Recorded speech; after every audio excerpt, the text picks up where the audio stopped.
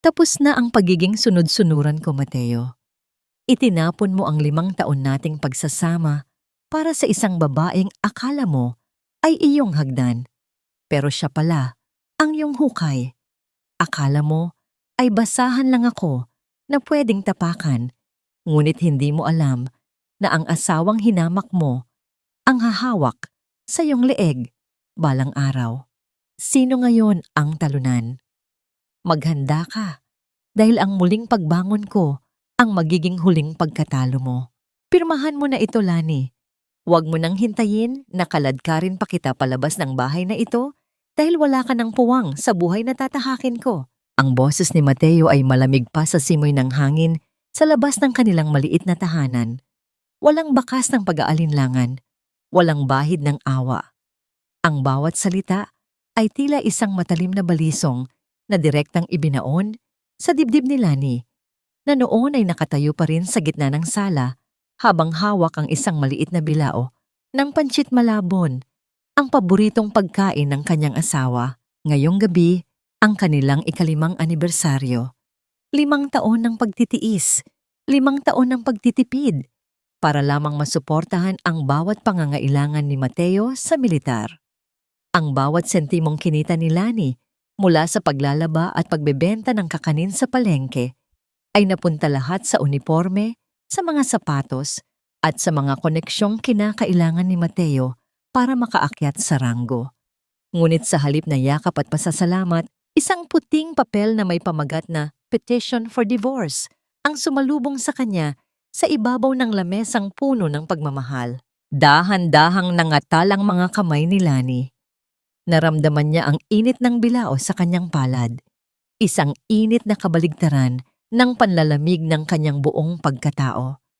Sa gilid ng kanyang paningin, napansin niya ang isang pares ng sapatos na may mataas na takong, pula-pula, makinang, at halatang mamahalin. Doon niya nakita ang isang babaeng nakatayo sa tabi ni Mateo, si Cassandra, ang anak ng general na madalas ikwento ni Mateo, ang babaeng mukhang hindi man lang nakaranas na madumihan ang mga kuko sa pagtatrabaho. Honey, don't be too harsh on her, wika ni Cassandra sa tono ng boses na tila nanununuya. Lumapit ang babae kay Mateo at humawak sa braso nito nang may pag-aari. You know naman na she's just a provincial girl. Hindi niya maiintindihan ang mundo natin. She's just a liability now, a stain in your career. Hindi makapagsalita si Lani. Ang kanyang lalamunan ay tila punong-puno ng bubog na bawat paglunok ay nagdudulot ng hapdi. Tiningnan niya ang kanyang asawa, ang lalaking binuo niya mula sa wala, ang lalaking pinagsilbihan niya ng higit pa sa kanyang sarili. Ngunit ang lalaking nasa harap niya ngayon ay tila isang estranghero na may pusong bato. Bakit, Mateo? Ang tanging salitang lumabas sa bibig ni Lani ay isang mahinang bulong. Halos hindi marinig sa gitna ng katahimikan ng gabi. Lahat ibinigay ko. Lahat tiniis ko para sa pangarap mo. Sabi mo, kapag nakuha mo na ang promosyon, tayo naman ang magsasaya. Sabi mo, shut up, Lani! Putol ni Mateo habang marahas na sinisipa ang isang silya patabi. Ang pangarap ko ay hindi kasama ang isang babaeng amoy pawis at palaging mukhang katulong. Cassandra can give me connections, power, and a future. Ikaw? You're just a reminder of my poor past. At para malaman mo, hindi lang ito tungkol sa career.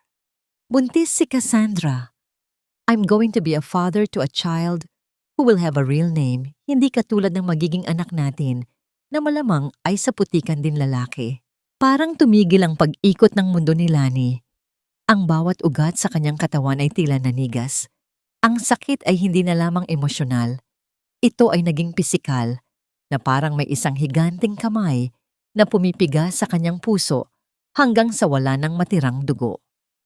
Ang pangalawang dagok ay mas matindi pa sa una. Buntis ang kabit nito, habang siya, na ilang taong nangarap na magkaanak, ay palaging pinagsasabihan ni Mateo na hindi pa ito ang tamang panahon. Hindi na malaya ni Lani na dahan-dahang nanghina ang kanyang mga daliri. Ang bilaong hawak niya ay dumulas at bumagsak sa sahig. Ang pagkain na maingat niyang inihanda ay nagkalat sa lumang tiles, kasama ang kanyang nadurog na dangal. Walang tunog ang pagbagsak na yon sa pandinig ni Lani, kundi ang malakas na pintig ng kanyang sariling puso na tila gustong kumawala sa kanyang dibdib. Ay, look at that mess. Tawa ni Cassandra habang hinihila si Mateo palayo. Bagay lang yan sa sahig, katulad ng nagluto niyan. Mateo, let's go. I can't stand the smell of this place anymore. It's so cheap. Tinalikuran siya ni Mateo. Walang lumingon.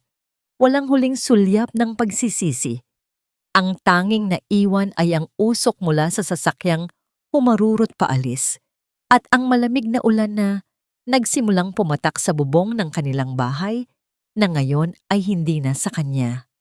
Ang bahay na yon pala ay naibenta na ni Mateo 3 linggo na ang nakalilipas ng hindi niya alam para pambili ng alahas na suot-suot ngayon ni Cassandra. Naiwan si Lani sa gitna ng kadiliman. Ang kanyang mga mata ay nananatiling nakadilat, nakatitig sa kawalan, habang ang ulan ay unti-unting pumapasok mula sa siwang ng bintana. Ang lamig ay yumayakap sa kanyang balat, ngunit mas malamig ang katotohanang ang lahat ng kanyang sakripisyo ay itinapon na parang basura. Sa loob ng kanyang isipan, isang tanong ang paulit-ulit na bumabalot. Tila isang sumpa na ayaw siyang tantanan. Paano naging ganito kalupit ang tadhana? Paano ang taong tinuring niyang mundo ang siyang mismong nagwasak sa kanyang langit? Tumayo si Lani ng matuwid sa gitna ng kalungkutan. Inabot niya ang kanyang bulsa at naramdaman ang isang matigas at malamig na bagay. Ang kanyang lumang cellphone na ilang taon niyang hindi binubuksan dahil sa pangako niya kay Mateo na tatalikuran niya ang kanyang nakaraan para sa kanilang kinabukasan. Dahan-dahan niya itong binuksan. Ang liwanag ng screen ay tila isang munting bituin sa gitna ng madilim na silid. Isang mensahe ang bumungad sa kanya, isang mensaheng matagal na niyang iniiwasan. Commander Lani, the country needs you. Your throne is waiting. When will the general return? Sa gitna ng kanyang pagkawasak, isang bagong apoy ang nagsimulang magliyab sa kanyang mga mata. Hindi ito apoy ng galit, kundi apoy ng isang matinding determinasyon. Tiningnan niya ang dumi sa sahig, ang basag na plato, at ang kanyang sariling mga kamay na puno ng kalyo. Isang mapait na ngiti ang sumilay sa kanyang mga labi. Ang babaeng umiyak kanina ay namatay na kasama ng anibersaryong ito. Ang natitira na lamang ay ang sundalong matagal nang nagkukubli sa likod ng duster at amoy ng kusina. Maghanda ka, Mateo, dahil ang babaeng itinapon mo sa putikan ang siyang magiging langit na hindi mo na kailanman maaabot. Dahan-dahang binitiwan ni Lani ang kanyang lumang cellphone. Ang liwanag nito ay tila unti-unting lumalamon sa kadiliman ng silid, gaya ng uentunting paglamon ng katotohanan sa kanyang dating pagkatao. Tiningnan niya ang paligid, ang mga dingding na naging saksi sa kanyang mga dasal para sa kaligtasan ni Mateo, ang kusinang naging silid ng kanyang walang katapusang pagsisilbi. Lahat ng iyon ay tila mga anino na lamang ng isang masamang panaginip. Hindi siya nag-impake ng maraming gamit. Hindi niya kailangan ang mga duster na butas-butas o ang mga lumang tsinelas na naging simbolo ng kanyang pagpapakumbaba. Ang tanging dinala niya ay ang kanyang dangal na pilit niyang binuo mula sa pagkawasak. Bago lumabas ng pinto, sulyap ang huling ibinigay niya sa singsing na nakalubog sa nagkalat na pansit malabon sa sahig. Hinayaan niya itong manatili doon, isang maruming alaala sa isang maruming pangako. Ang ulan ay tila nakikiramay sa bawat hakbang ni Lani palabas ng bakuran. Ang lamig na humahampas sa kanyang balat ay hindi na nagdudulot ng panginginig, kundi ng isang uri ng manhid na nagpapatibay sa kanyang kalooban. Sa dulo ng madilim na eskinita, isang itim na SUV ang tahimik na naghihintay. Ang dagundong ng makina nito ay tila isang nagngangalit na hayop sa gitna ng gabi. Bumukas ang pinto ng sasakyan at isang lalaking nakauniforme ang mabilis na bumaba. Si Colonel Aris, ang kanyang pinakapinagkakatiwalaang tauhan nung siya pa ang namumuno sa Special Intelligence Division. Yumuko ang kolonel ng malalim, isang paggalang na hindi kailanman naranasan ni Lani sa loob ng 5 taon mula kay Mateo. Ma'am, Commander, we've been searching for you for years. Akala namin ay tuluyan na kayong nawala. Bulong ni Aris, ang boses ay puno ng emosyon at hindi makapaniwalang muli niyang kaharap ang alamat ng kanilang dibisyon. I was never lost, Aris. I was just sleeping, tugon ni Lani. Ang kanyang boses ay wala na ang gasgas na tunog ng isang tindera sa palengke. Ito ay naging buo, matalim, at puno ng awtoridad. Take me to the headquarters. We have a lot of work to do. Samantala, sa kabilang dako ng lungsod, sa loob ng isang mansyong kumikinang sa karangyaan, si Mateo ay nakatayo sa balkonahe habang hawak ang isang baso ng mamahaling wine. Sa tabi niya, si Cassandra ay abala sa pagpili ng mga disenyo para sa kanilang nalalapit na kasal. Ngunit sa likod ng ngiti ni Mateo, may isang kakaibang bigat siyang nararamdaman. Tila may isang bahagi ng kanyang pagkatao ang naiwan sa madilim na bahay na kanyang nilisan. Biglang tumunog ang kanyang telepono. Ang pangalan ni Lola Rosa, ang kanyang ina, ang rurumihistro sa screen. Inis na hininga ang pinalabas ni Mateo bago sinagot ang tawag. Nay, gabi na. Bakit tumatawag pa kayo? Asik ni Mateo. Pilit na hindi ipinapakita ang inis sa harap ni Cassandra. Mateo, anak. Ang boses ni Lola Rosa ay basag at puno ng hikbi. Nasaan si Lani? Pinuntahan ko kayo sa bahay pero sarado ang lahat. May mga lalaking nagkakarga ng gamit palabas. Sabi nila ay naibenta na raw ang bahay. Anak, nasaan ang asawa mo? Siya lang ang tumatawag sa akin para itanong kung nakakain na ako. Siya lang ang nagpapadala ng gamot ko. Nay, stop it! Wala na si Lani. Naghiwalay na kami dahil wala siyang kwentang asawa para sa isang opisyal na katulad ko. At wag niyo na siyang hahanapin. Dito na kayo titira sa amin ni Cassandra, sa mansyon. Pagalit na tugon ni Mateo. Ano? Naghiwalay kayo? Mateo, hindi mo alam ang ginagawa mo. Si Lani ang nagligtas sa atin noong mamatay ang tatay mo. Siya ang nagbayad ng lahat ng utang natin. Sigaw ng matanda sa kabilang linya. Ngunit bago pa matapos ni Lola Rosa ang kanyang sasabihin, marahas na pinatay ni Mateo ang tawag. Hindi niya gustong marinig ang anumang bagay tungkol sa utang na loob. Para sa kanya, ang nakaraan ay dapat nang ibaon sa limot upang makamit ang rurok ng tagumpay. Hindi niya napansin ang mapanuring tingin ni Cassandra sa kanya. Isang tingin na tila nagsasabing siya ay isa lamang kasangkapan na madali ring palitan kapag wala ng silbi. Lumipas ang mga oras at ang sasakyang kinabibilangan ni Lani ay huminto sa harap ng isang malaking bakal na pinto ng isang sekretong pasilidad ng militar. Sa isang kumpas ng kamay, bumukas ang pinto at sinalubong sila ng 2 hanay ng mga sundalong nakatayo ng matuwid. Ang tunog ng kanilang sabay-sabay na pagsaludo ay tila isang kulog na yumanig sa buong paligid.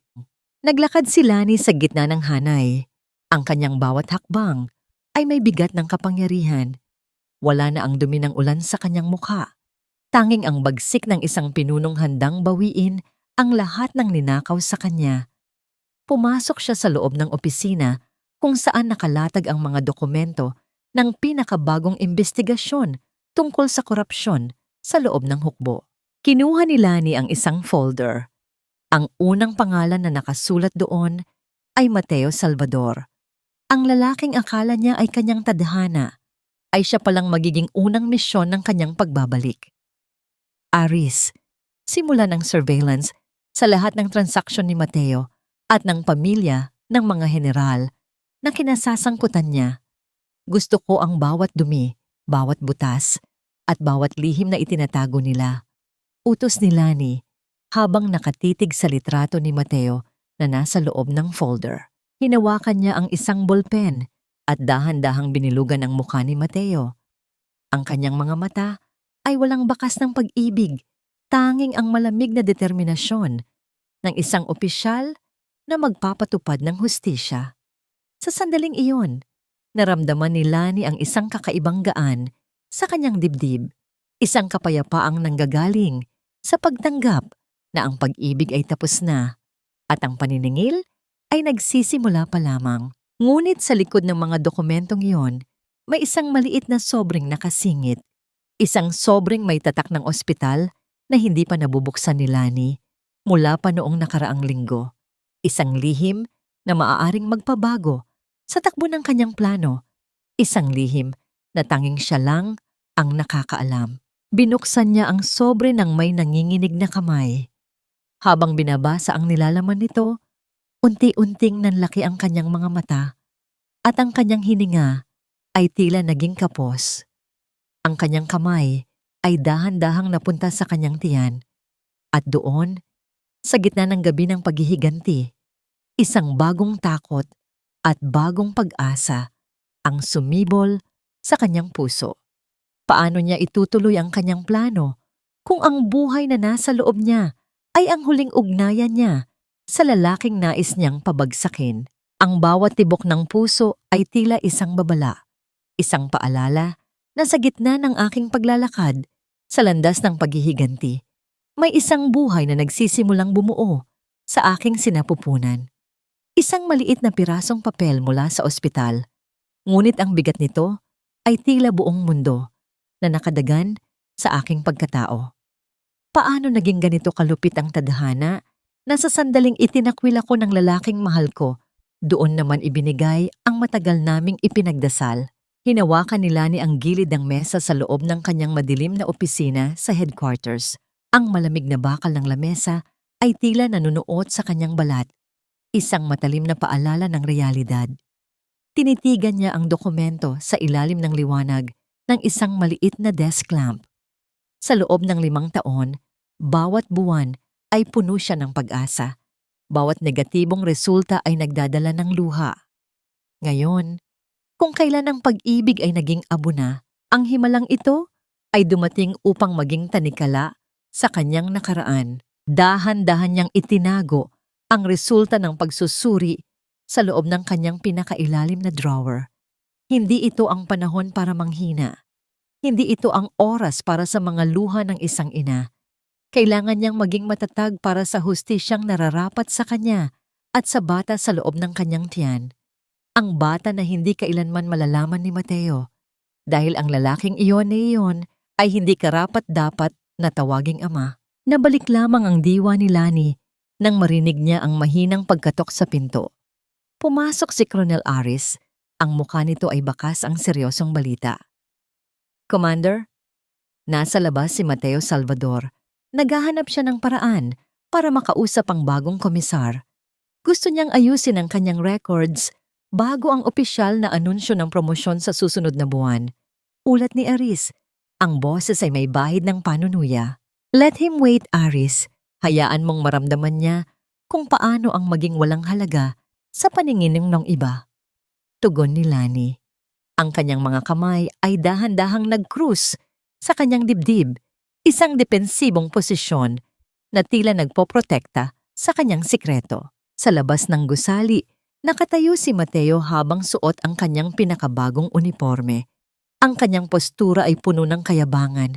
Ang bawat galaw ay nagpapakita ng isang lalaking akala mo ay pag-aari na ang buong hukbo dahil sa koneksyon ng kanyang bagong biyenan. Kasama niya si Cassandra na tila hindi mapakali habang nagpapaypay gamit ang isang mamahaling abaniko. Bakit ba ang tagal? Do they know who I am? Dad is a general at ikaw naman ay malapit ng maging colonel.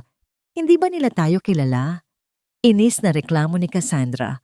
Ang boses nito ay matinis, tila isang kuko na kumakalmot sa pisara.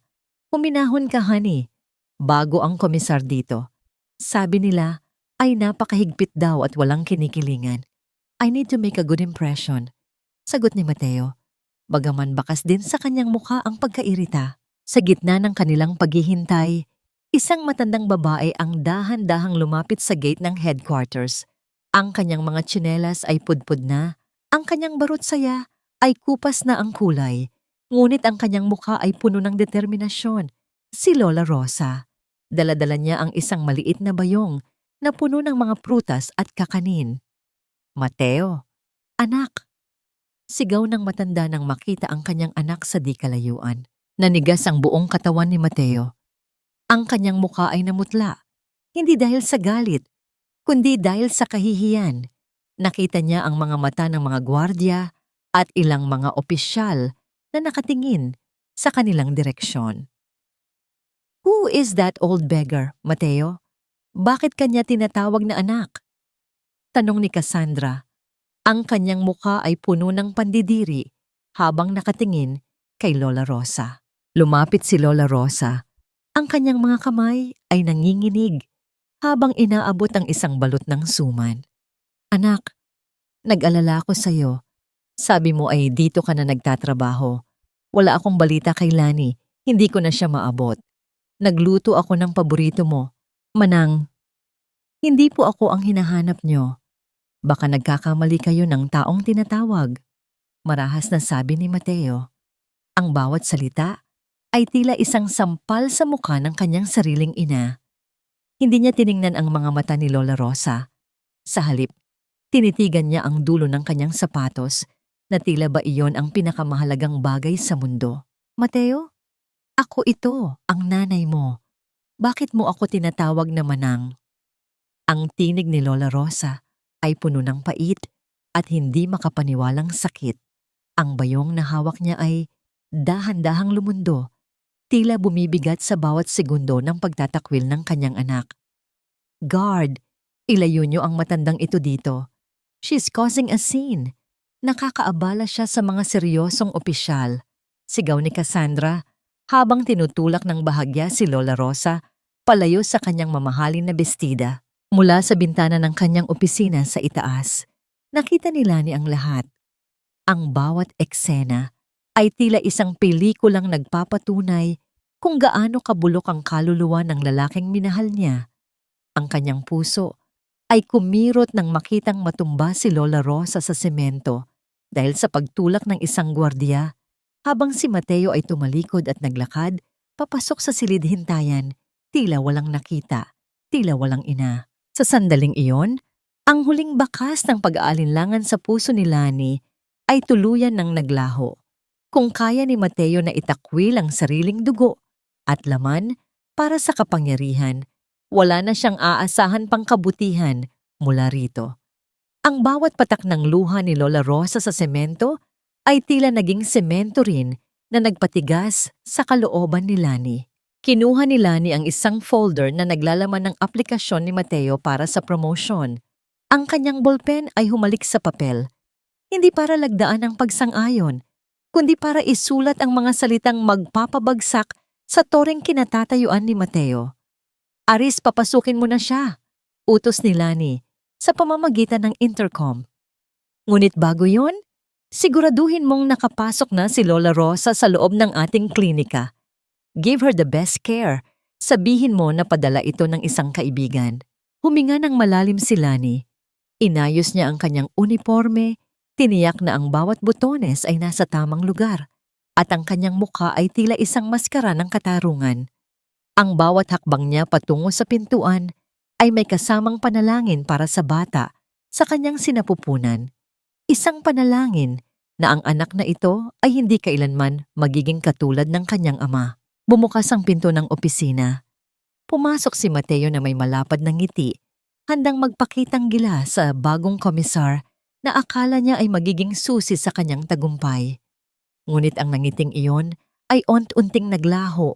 Ang kanyang mga tuhod ay tila naging malambot na kandila nang makita niya ang anino ng babaeng nakaupo sa likod ng malaking mesa. Ang mukhang nakatago sa dilim, ngunit ang aura ay tila isang nagbabadyang unos. Good morning, Komisar! I am Captain Mateo Salvador, reporting for... Hindi natapos ni Mateo ang kanyang sinasabi nang iharap ni Lani ang kanyang upuan. Ang katahimikan sa loob ng silid ay naging nakakabingi. Ang tanging tunog na maririnig ay ang mahinang pag-ikot ng ceiling fan na tila bumibilang sa bawat segundong lumilipas. Tumingin si Lani ng direkta sa mga mata ni Mateo, isang tinging puno ng awtoridad na tila humuhukay sa lahat ng kanyang mga kasalanan. Captain Salvador, are you ready to face the consequences of your choices? Ang malamig na tanong ni Lani. Ngunit bago pa makasagot si Mateo, isang biglang pagkahilo ang naramdaman ni Lani. Ang paligid ay tila umikot at ang kanyang kamay ay automatikong napahawak sa kanyang tiyan sa harap mismo ni Mateo. Isang panandali ang pagkakataon na nakita ni Mateo ang kakaibang galaw na yon, isang pagdududa na nagsimulang sumibol sa kanyang isipan. Komisar, baka po hindi niyo narinig. Ang sabi ko po, nandito ako para sa aking clearance. Alam niyo naman siguro kung sino ang magiging biyenan ko, kaya hindi na natin kailangang patagalin pa ito. Ang tinig ni Mateo ay puno ng kapangahasan, isang uri ng yabang na tila ba ang buong opisina ay pag-aari na niya. Nakatayo siya ng tuwid sa harap ng mesa, ngunit ang kanyang mga mata ay pilit na sumisilip sa anino kung saan nakaupo ang babaeng hindi pa rin nagpapakita ng buong mukha. Para kay Mateo, ang katahimikan ng komisar ay tanda lamang ng pag-alinlangan o paggalang sa kanyang katayuan. Hindi niya alam na ang bawat salitang lumalabas sa kanyang bibig ay tila mga huling pako na ibinabaon sa kanyang sariling kabaong. Sa kabila ng madilim na bahagi ng mesa, ramdam ni Lani ang malamig na pawis na namumuo sa kanyang noo. Ang kanyang sikmura ay tila binaligtad ng isang hindi nakikitang kamay. At ang amoy ng mamahaling pabango ni Mateo, ang pabangong siya pa mismo ang bumili noong nakaraang buwan bilang regalo, ay tila naging laso na nagpapasuka sa kanya. Hinawakan niya ng mahigpit ang gilid ng kanyang upuan. Ang kanyang mga kuko ay bumaon sa balat ng upuan hanggang sa makaramdam siya ng sakit. Ang kapangyarihan ay hindi ipinapasa parang mana, Captain Salvador. Ito ay pinaghihirapan at higit sa lahat, ito ay pinangangalagaan ng dangal. Ang sagot ni Lani. Ang kanyang boses ay naging malalim, isang pilit na pagkontrol upang hindi mahalata ang panginginig ng kanyang katawan. Sa tingin mo ba ay sapat na ang pangalan ng iyong biyenan upang takpan ang mga butas sa iyong serbisyo o ang mga butas sa iyong pagkatao? Napakunot ang noo ni Mateo. May kung ano sa boses na yon ang tila pamilyar, isang himig na nagpahinto sa pintig ng kanyang puso sa loob ng isang saglit. Ngunit mabilis niyang iwinaksi ang isiping iyon. Imposible. Ang asawa niyang si Lani ay nasa kung saang sulok na ng probinsya, umiiyak at naghihirap. Ang babaeng nasa harap niya ay ang makapangyarihang komisar ng bansa. Komisar, I don't understand. I have a clean record. I've served well. Git ni Mateo bagaman may halong kabana ang kanyang boses. Dahan-dahang tumayo si Lani mula sa kanyang upuan.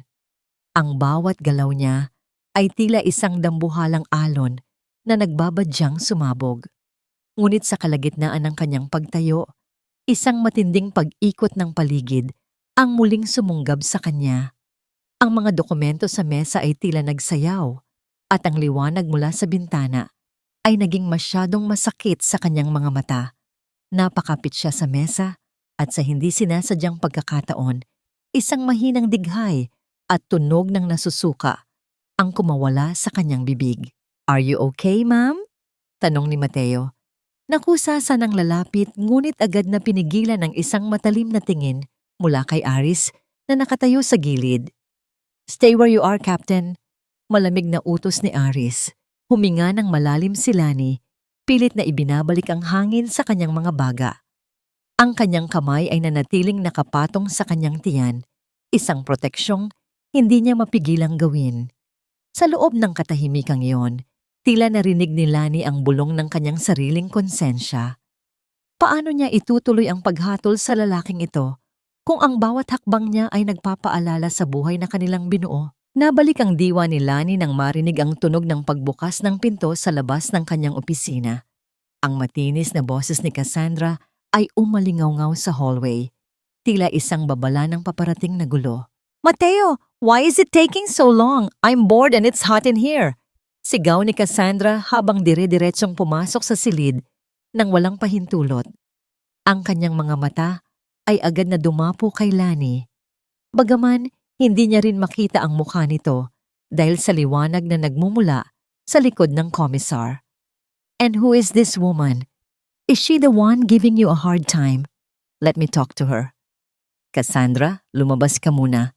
This is official business." Pilit na pagpapaalis ni Mateo, ngunit huli na. Lumapit si Cassandra sa mesa. Ang kanyang amoy, na tila punong-puno ng matapang na bulaklak, ay lalong nagpalala sa nararamdaman ni Lani. Tiningnan ni Cassandra ang komisar mula ulo hanggang paa. Isang mapanuring tingin na puno ng panghuhusga. "You know, komisar, my father is General De La Vega. If you keep delaying my fiancé's papers, I will make sure this office gets an audit you won't like." Banta ni Cassandra habang pinaglalaruan ang kanyang buhok. Isang mapait na tawa ang kumawala sa mga labi ni Lani. Ang kanyang kaba ay unti-unting napalitan ng isang malamig na galit. Tumingala siya ng bahagya, sapat na upang masinagan ng kaunti ang kanyang panga at ang kanyang matatag na labi. "Ang audit ay para sa mga may itinatago, Miss De La Vega. Sigurado ka ba na ang iyong pamilya ay handa sa ganong uri ng pagsusuri?" Ang makahulugang tanong ni Lani. Biglang nanahimik si Cassandra. Ang kanyang mukha ay namula sa galit.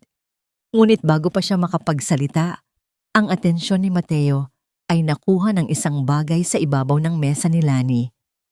Isang maliit na panyo, isang panyong may burda ng pangalang Lani sa sulok. Ang panyong ginamit ni Lani kanina upang punasan ang kanyang pawis at nakalimutang itago. Nanlaki ang mga mata ni Mateo. Ang kanyang hininga ay tila tumigil at ang kanyang paningin ay nagpalipat-lipat sa panyo at sa babaeng nasa harap niya. Ang bawat piraso ng puzzle ay tila nagsisimulang magdugtong-dugtong sa kanyang isipan. Ang paraan ng paghawak sa tiyan, ang boses, ang panyo. "Lani?" Ang mahinang bulong ni Mateo. Isang bulong na tila isang hiling na sana ay nagkakamali siya. Sa sandaling iyon, ang katahimikan sa loob ng silid ay naging siksik na parang isang pader na malapit ng gumuho. Ang tanging maririnig ay ang mabilis na paghinga ni Mateo at ang malakas na pintig ng puso ni Lani na tila gustong sumabog. Ang maskara ng komisar ay tila uant-unting nangingit-ngit sa ilalim ng bigat ng katotohanan. Dahan-dahang iniharap ni Lani ang kanyang mukha sa liwanag. Ang kanyang mga mata, na dati ay puno ng pagmamahal para kay Mateo, ay tila 2 piraso ng yelo na nakatitig sa kanya ngayon. Ang kanyang labi ay dahan-dahang bumuka upang bigkasin ang mga salitang magpapabagsak sa mundo ni Mateo. "Ang asawang itinapon mo sa putikan, Mateo, ay siya palang kailangan mong luhuran upang makuha ang iyong hinahangad. Ngayon, sabihin mo sa akin, sino sa atin ang liability?" Ngunit bago pa makasagot si Mateo, isang biglang ingay mula sa labas ng pinto ang bumasag sa tensyon. Si Colonel Aris ay mabilis na pumasok, ang mukha ay puno ng pag-aalala. "Ma'am, si Lola Rosa." Nawalan siya ng malay sa klinika. Tumigil ang kanyang paghinga. Ang bawat salitang iyon ay tila isang kidlat na tumama sa puso ni Lani. Sa gitna ng kanyang paghihiganti, nakalimutan niyang ang bawat galaw niya ay may kapalit na sakit. Ang kanyang pagkatao bilang komisar ay biglang gumuho at ang natitira na lamang ay ang babaeng nagmamahal pa rin sa matandang itinuring niyang tunay na ina. Tumayo si Lani, hindi bilang isang opisyal, kundi bilang isang anak. Ngunit ang kanyang katawan ay hindi sumunod. Ang huling nakita ni Lani bago magdilim ang kanyang paningin ay ang mukha ni Mateo na puno ng gulat at ang mga bisig nito na pilit siyang inaabot habang siya ay bumabagsak sa sahig. "Hindi ito maaari.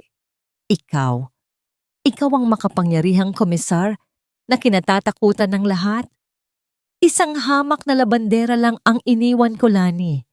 Paano ka naging ganito? Ang boses ni Mateo ay nanginginig, hindi dahil sa takot, kundi dahil sa sugat ng kanyang nagngangalit na garbo. Habang nakahandusay si Lani sa malamig na sahig ng opisina, ang unang inisip ni Mateo ay hindi ang kaligtasan ng kanyang dating asawa, kundi ang panganib na dala nito sa kanyang ranggo. Lumapit siya, balak sanang hawakan ang balikat ni Lani, ngunit isang mabilis at malakas na kamay ang tumama sa kanyang dibdib upang itulak siya palayo. Huwag mo siyang lalapitan, Captain Salvador. Wala ka ng karapatang hawakan kahit ang dulo ng kanyang buhok. Ang banta ni Colonel Aris. Ang kanyang muka ay puno ng puot habang maingat niyang binuhat si Lani. Sa likuran nila, si Cassandra ay nakatayo lamang. Ang kanyang muka ay tila isang maskara ng pagkasuklam. Wala siyang pakialam kung buhay pa o patay na ang babaeng nasa harap niya. Ang tanging mahalaga sa kanya ay ang katotohanang ang babaeng itinuturing niyang cheap ay ang siyang may hawak ng tadhana ng lalaking pakakasalan niya. Mateo, let's go! Hayaan mo ang mga sundalo na mag-asikaso sa kanya. Nagpapanggap lang yan para makuha ang atensyon mo. Asik ni Cassandra habang hinihila ang braso ni Mateo. Look at her. She's just a drama queen. Tara na. Ngunit si Mateo ay tila napako sa kanyang kinatatayuan. Ang kanyang mga mata ay nakatitig sa maputlang mukha ni Lani habang inilalabas ito sa silid. Ang bawat alaala ng kanilang 5 taon. Ang mga gabing naghihintay si Lani sa kanya ng may mainit na kape. Ang mga araw na tinitiis ni Lani ang gutom para lamang may maibaon siyang masarap na pagkain ay tila mga saksak na bumabalik sa kanyang budhi. Ngunit ang budhing iyon ay mabilis na natatabunan ng takot. Takot na baka mawala ang lahat ng kanyang pinaghirapan dahil sa babaeng ito. Dinala si Lani sa medical wing ng headquarters. Ang bawat hakbang ng mga medik ay tila isang mabilis na tibok ng orasan sa gitna ng katahimikan. Nang dahan-dahan niyang imulat ang kanyang mga mata, ang puting kisame at ang amoy ng alkohol ang sumalubong sa kanya. Ang kanyang unang reflex ay ang hawakan ang kanyang tiyan. Ma'am, dahan-dahan lang po. Ligtas po kayo. Ang malumanay na tinig ni Dr. Elena, ang doktor ng base na matagal ng kaibigan ni Lani. Ang anak ko? Ang mahinang bulong ni Lani. Ang kanyang boses ay tila isang tuyong dahon na hinihipan ng hangin. Sandaling natahimik si Dr. Elena. Inayos niya ang swero ni Lani bago bumuntong hininga ng malalim. Ligtas ang bata, Lani, pero kailangan mong mag-ingat. Ang stress at ang hindi pagkain ng tama ay naglalagay sa inyong dalawa sa panganib. At tungkol kay Lola Rosa, napatitig si Lani sa doktor. Ang kanyang mga mata ay muling nangilid ang luha. Nasaan siya? Buhay pa ba siya? Nasa kabilang silid siya. Stable na ang kanyang kondisyon, pero mahina ang kanyang puso. Ang matinding emosyon ang nag-trigger ng kanyang atake. Lani, kailangan mong maging matatag. Hindi lang para sa'yo, kundi para sa bata at para sa matanda na itinuring kang tunay na anak. Sa labas ng silid, hindi pa rin umaalis si Mateo. Nagawang takasan ni Mateo si Cassandra sa parking lot upang bumalik at magmanman. Nakatayo siya sa likod ng pinto, nakikinig sa bawat salitang lumalabas mula sa loob. Nang marinig niya ang tungkol sa bata, ang kanyang puso ay tila tumalon sa kanyang lalamunan. Isang bata? Buntis si Lani, ang kanyang isipan ay naging isang magulong dagat. Kung buntis si Lani, ibig sabihin ay may tagapagmana siya. Pero paano si Cassandra?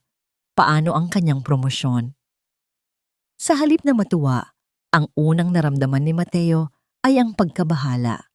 Para sa kanya, ang bata ay hindi isang biyaya, kundi isang panibagong komplikasyon sa kanyang planong umakyat sa rurok ng kapangyarihan. Dahan-dahang binuksan ni Mateo ang pinto, sapat na upang makita ang mukha ni Lani na nakasandal sa mga unan. Ang kanyang hitsura ay tila isang anghel. na nasugatan. Napakaganda sa kabila ng kaputlaan. Sa isang sandali, naramdaman ni Mateo ang isang pamilyar na init sa kanyang dibdib. Ang dating pag-ibig na akala niya ay napatay na ng kanyang ambisyon. Lani, tawag niya. Ang kanyang boses ay puno ng pagpapanggap na pag-aalala.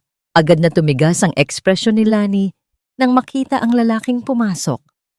Ang lambot sa kanyang mga mata ay napalitan ng isang matalas na puot. Ano ang ginagawa mo dito, Mateo? Hindi ba't may high class na buhay ka pang dapat balikan?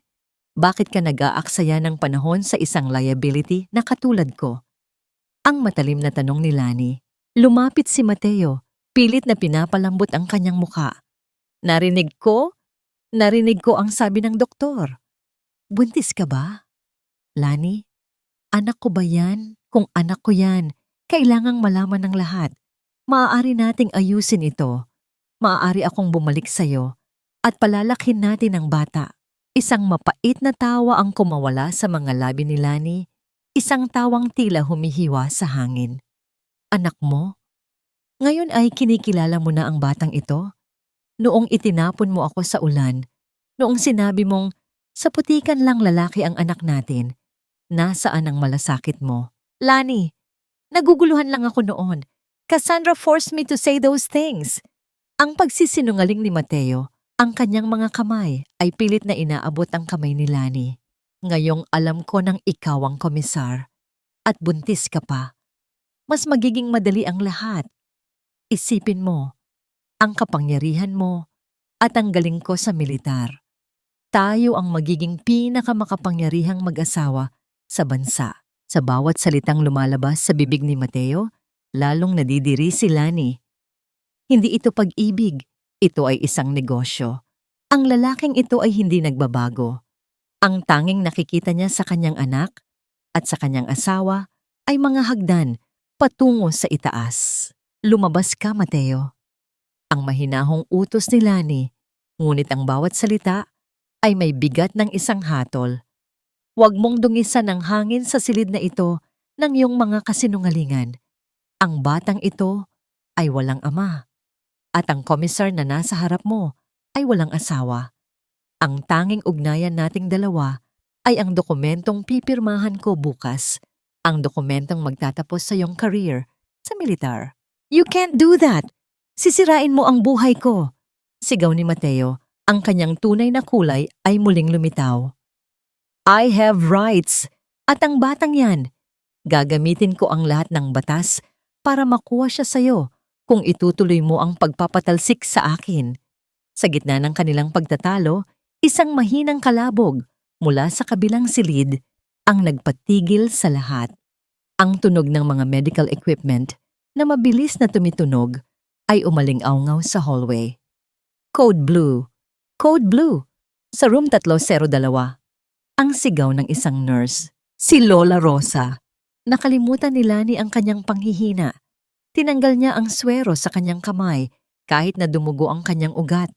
Tumakbo siya patungo sa silid ng kanyang biyenan habang si Mateo ay nakatayo lamang doon, tila nag-aalinlangan kung susunod ba o tatakas na lamang sa responsibilidad. Nang makarating si Lani sa silid, nakita niya ang mga doktor na pilit na binubuhay ang matanda.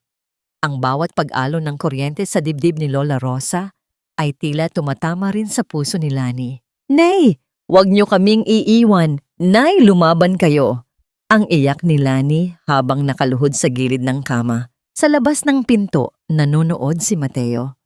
Ngunit sa halip na tumulong, nakita niya ang isang folder ng medical records na naiwan sa nurse station. Dahan-dahan niya itong binuksan. Doon, nakita niya ang isang detalye tungkol sa pagbubuntis ni Lani na hindi niya inaasahan. Isang detalyeng magiging sandata niya laban sa babaeng minsan niyang minahal o ang magiging huling pako sa kanyang sariling pagkatalo. Ano ang nakita ni Mateo sa records na nagpangiti sa kanya ng may kasamaan sa gitna ng trahedya? At mabubuhay pa ba si Lola Rosa upang makita ang hustisyang ipinaglalaban ni Lani? Mamatay na kung mamatay. Basta huwag lang madamay ang pirma na kailangan ko. Ang bulong na yon ni Mateo sa kanyang sarili ay tila isang lason na humalo sa hangin ng ospital. Habang ang mga doktor ay nagkakagulo sa loob ng silid ni Lola Rosa, ang tanging iniisip ng lalaking ito ay ang kanyang kaligtasan. Hawak pa rin niya ang folder ng medical records ni Lani at ang isang detalyeng nakasulat doon ang nagbigay sa kanya ng isang madilim na pag-asa. High-risk pregnancy with cardiac complications. Napangisi si Mateo sa dilim ng hallway. Alam niya ang ibig sabihin nito. Anumang matinding stress o emosyonal na gulo ay maaaring pumatay kay Lani o sa bata. Sa madaling salita, ang buhay ni Lani ay nakasalalay sa katahimikan ng kanyang paligid. Isang bagay na balak gamitin ni Mateo para busalan ng komisar at pigilan ang kanyang pagkakatanggal sa serbisyo. Sa loob ng silid, ang bawat tunog ng medical monitor ay tila isang matalim na kutsilyo na humihiwa sa puso ni Lani. Nakaluhod siya sa gilid ng kama. Ang kanyang mga kamay ay mahigpit na nakahawak sa nanlalamig na kamay ni Lola Rosa. Ang bawat pagalon ng kuryente mula sa defibrillator ay tila tumatama rin sa kanyang sariling katawan. Nay, wag po. Huwag niyo akong iwan, ang hikbi ni Lani. Ang kanyang mga luha ay pumapatak sa puting kumot, tila mga perlas ng pait sa gitna ng trahedya. Kailangan niyo pang makita ang apo niyo. Nay, lumaban kayo para sa amin. Nabalik ang regular na pintig ng puso sa monitor, ngunit ito ay mahina at tila pagod na pagod. Lumapit si Dr. Elena at dahan-dahang hinawakan ng balikat ni Lani. Stable na siya, Lani, pero nasa coma pa rin siya. Ang katawan niya ay sumusuko na. Ang tanging nagpapanatili sa kanya ay ang kanyang kalooban. Kailangan niya ng katahimikan at walang anumang gulo. Ang malumanay na paliwanag ng doktor. Dahan-dahang tumayo si Lani. Ang kanyang mga tuhod ay nangangatog pa rin. Inayos niya ang kanyang sarili. Pinunasan ng mga luha at muling ibinalik ang maskara ng isang komisar. Ngunit bago pa siya makalabas ng silid, ang pinto ay marahas na bumukas. Pumasok si Cassandra. Ang kanyang mukha ay tila isang bagyong nagngangalit. Hindi niya pinansin ang matandang nakahiga sa kama. Ang kanyang atensyon ay direkta sa kanyang fiancé na si Mateo na nooy nagtatago ng folder sa kanyang likuran. Mateo, I knew it! Nandito ka na naman sa tabi ng babaeng ito. Sigaw ni Cassandra. Ang kanyang matinis na boses ay umalingaw-ngaw sa buong unit, tila isang kuko na kumakalmot sa sugat ni Lani. Ano ba ang meron sa kanya na wala sa akin? Is it because she's the commissar? Are you trying to crawl back to her? Cassandra, tumahimik ka.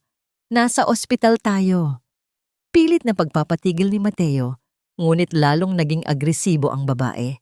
Lumapit si Cassandra kay Lani at dinuro ito. You, akala mo ba ay natatakot ako sa ranggo mo? I don't care if you're the commissar.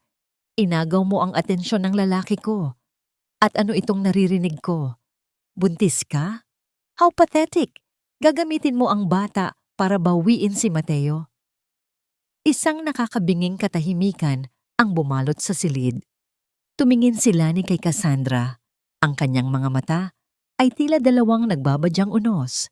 Sa kabila ng kanyang panghihina, ang aura ng kapangyarihan ay muling bumalik sa kanya.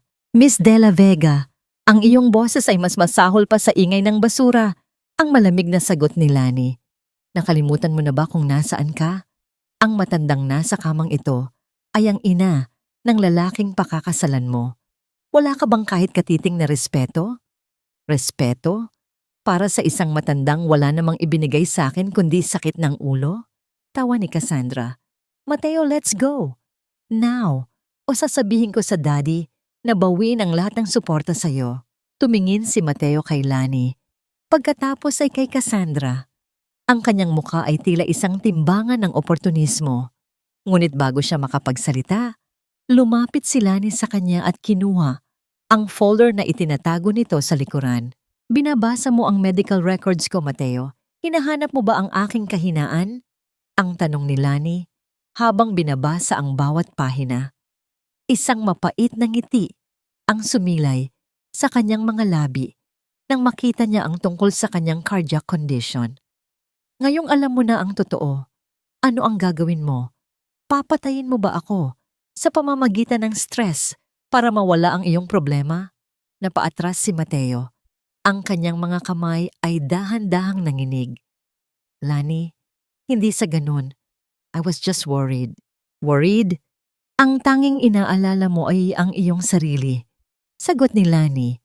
Tumingin siya kay Cassandra at pagkatapos ay kay Mateo. Makinig kayong dalawa. Mula sa sandaling ito, ang anumang hakbang nyo sa loob ng ospital na ito ay ituturing kong pagtatangka sa buhay ng isang mataas na opisyal. Guard! Agad na pumasok ang 2 armadong sundalo mula sa labas. Ilabas ang 2 ito at siguraduhin na hindi na sila makakaapak sa floor na ito kahit kailan. Kung magpupumilit sila, arestuhin niyo sila sa ilalim ng Article 151 of the Revised Penal Code. Ang utos ni Lani. You can't do this to me.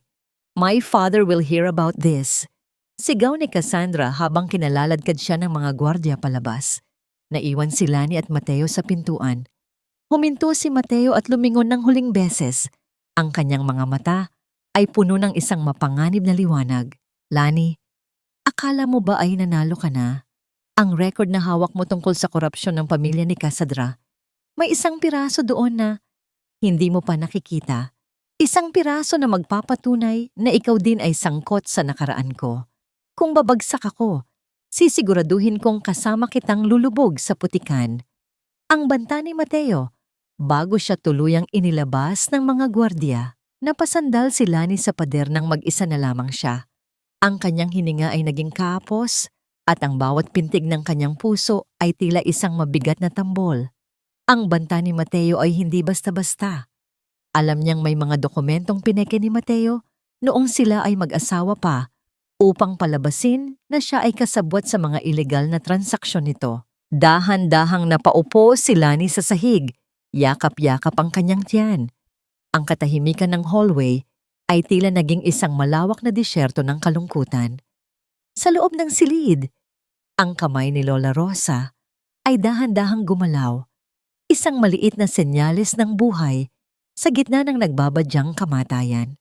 Ngunit sa labas ng ospital, isang hindi kilalang sasakyan ang nakaparada at isang tao ang kumukuha ng mga larawan ni Lani habang ito ay hinihimatay sa bisig ni Aris kanina.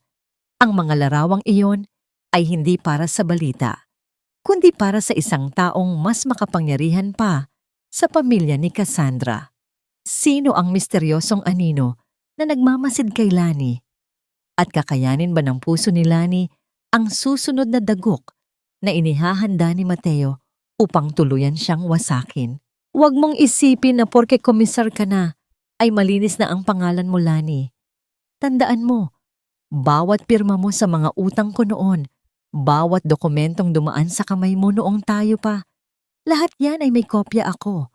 Kung lulubog ako, hihilahin kita pababa hanggang sa magkaputik-putik ang bituin sa balikat mo. Ang boses ni Mateo ay tila isang malansang bulong na naiwan sa isipan ni Lani habang pinapanood niya ang pag-alis ng sasakyan nito mula sa bintana ng ospital. Ang bawat salita ay tila isang lason na dahan-dahang gumagapang sa kanyang daluyan ng dugo. Alam ni Lani na hindi basta-basta ang banta ni Mateo.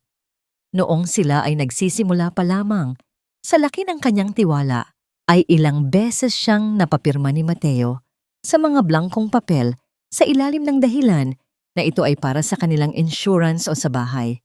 Ngayon, ang mga papel na yon ay naging mga patalim na nakatutok sa kanyang leeg. Dahan-dahang humawak si Lani sa kanyang dibdib. Ang kanyang puso ay tila isang ibon na pilit kumakawala sa isang masikip na hawla. Ang bawat pintig ay may kasamang kirot, isang paalala ng babala ng doktor tungkol sa kanyang kondisyon. Lumingon siya sa kama kung saan nakahiga si Lola Rosa. Ang matanda ay tila isang tuyong dahon, napakaliit sa gitna ng malawak na puting kama, ngunit ang kanyang mukha ay payapa na sa wakas sa kabila ng ingay ng mundo sa labas. Ang katahimikan sa loob ng silid ay mas nakakabingi. Lumapit si Lani at dahan-dahang kinuha ang isang maliit na rosaryo na gawa sa kahoy mula sa ilalim ng unan ni Lola Rosa. Ito ang rosaryong laging hawak ng matanda tuwing ipinagdarasal ang kaligtasan ni Mateo sa mga operasyon nito. Isang mapait na ngiti ang sumilay sa mga labi ni Lani habang hinahaplos ang mga butil ng kahoy.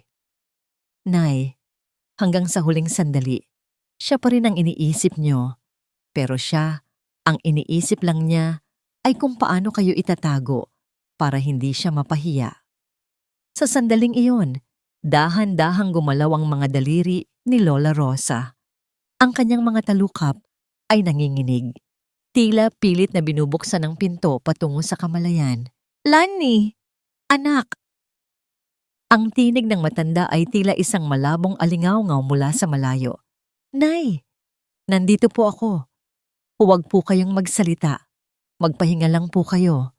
Ang mabilis na sagot ni Lani habang hinahawakan ang kamay ng biyenan. Si Mateo. Huwag kang magpapadala sa kanya," hirap na sabi ni Lola Rosa. Ang kanyang mga mata ay bahagyang bumukas, puno ng lungkot at pagsisisi. May itinatago ako sa lumang baul sa probinsya. Ang mga tunay na dokumento, bago mo lagdaan ang mga papel niya, pinalitan ko ang mga iyon. Hindi niya alam. Nanlaki ang mga mata ni Lani. Ang kanyang hininga ay tila tumigil sa pagdaloy. Ang matandang akala ni Mateo ay walang alam, ay siya palang naging lihim na tagapangalaga ng kaligtasan ni Lani sa loob ng maraming taon.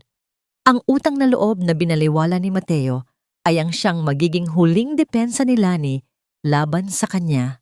Ngunit sa labas ng ospital, sa ilalim ng anino ng isang malaking puno, ang lalaking kumuha ng mga larawan kanina ay dahan-dahang ibinaba ang kanyang kamera. Inilabas niya ang kanyang telepono at may tinawagan. "General Hontiveros, confirmed. Ang bagong komisar ay buntis at mukhang may problema siya sa kalusugan. Ito na ang pagkakataon nating makuha ang posisyong dapat ay sa inyo." Ulat ng lalaki. Ang boses sa kabilang linya ay malamig at puno ng awtoridad. "Siguraduhin mong makuha ang mga medical records niya. Gagamitin natin ang kanyang kondisyon para patunayan na hindi siya fit para sa tungkulin.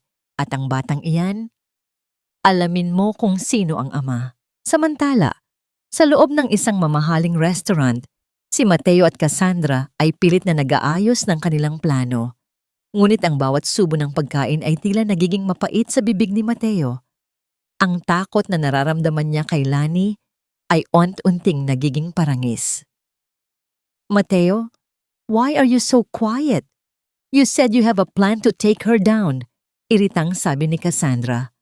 "Mayroon, Cassandra, pero kailangan nating mag-ingat.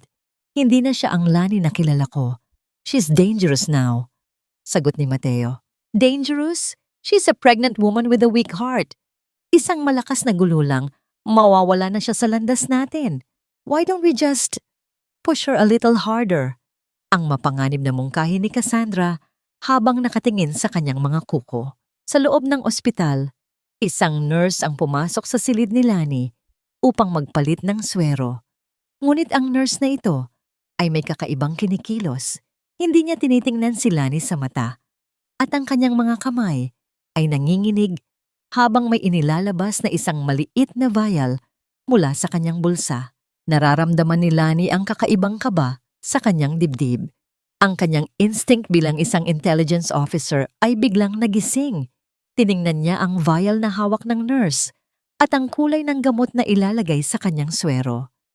"Nurse, sandali lang. Anong gamot yan? Wala sa chart ko ang dosage na yan." Ang matatag na tanong ni Lani. Ang nurse ay natigilan. Ang kanyang mukha ay namutla sa takot. Ma'am, utos po ni Dr. Elena. Para po ito sa inyong palpitations. Ibigay mo sa akin ang chart." Utos ni Lani. Sa halip na sumunod, ang nurse ay mabilis na tumalikod at naglakad palabas ng silid. Iniwan ang gamot sa ibabaw ng lamesa. Agad na pinindot ni Lani ang emergency button. Ngunit sa halip na medical team, ang pumasok ay si Colonel Aris na may dalang balita na mas matindi pa sa tangkang paglalason. Ma'am, ang opisina niyo sa headquarters, pinasok ng mga hindi kilalang tao. Kinuha ang lahat ng records ni Mateo Salvador. At may masamang balita pa. Ang bahay niyo sa probinsya, ang bahay ni Lola Rosa. Sinunog ito kaninang hapon lang. Ang bawat salita ni Aris ay tila isang malakas na pasabog sa isipan ni Lani.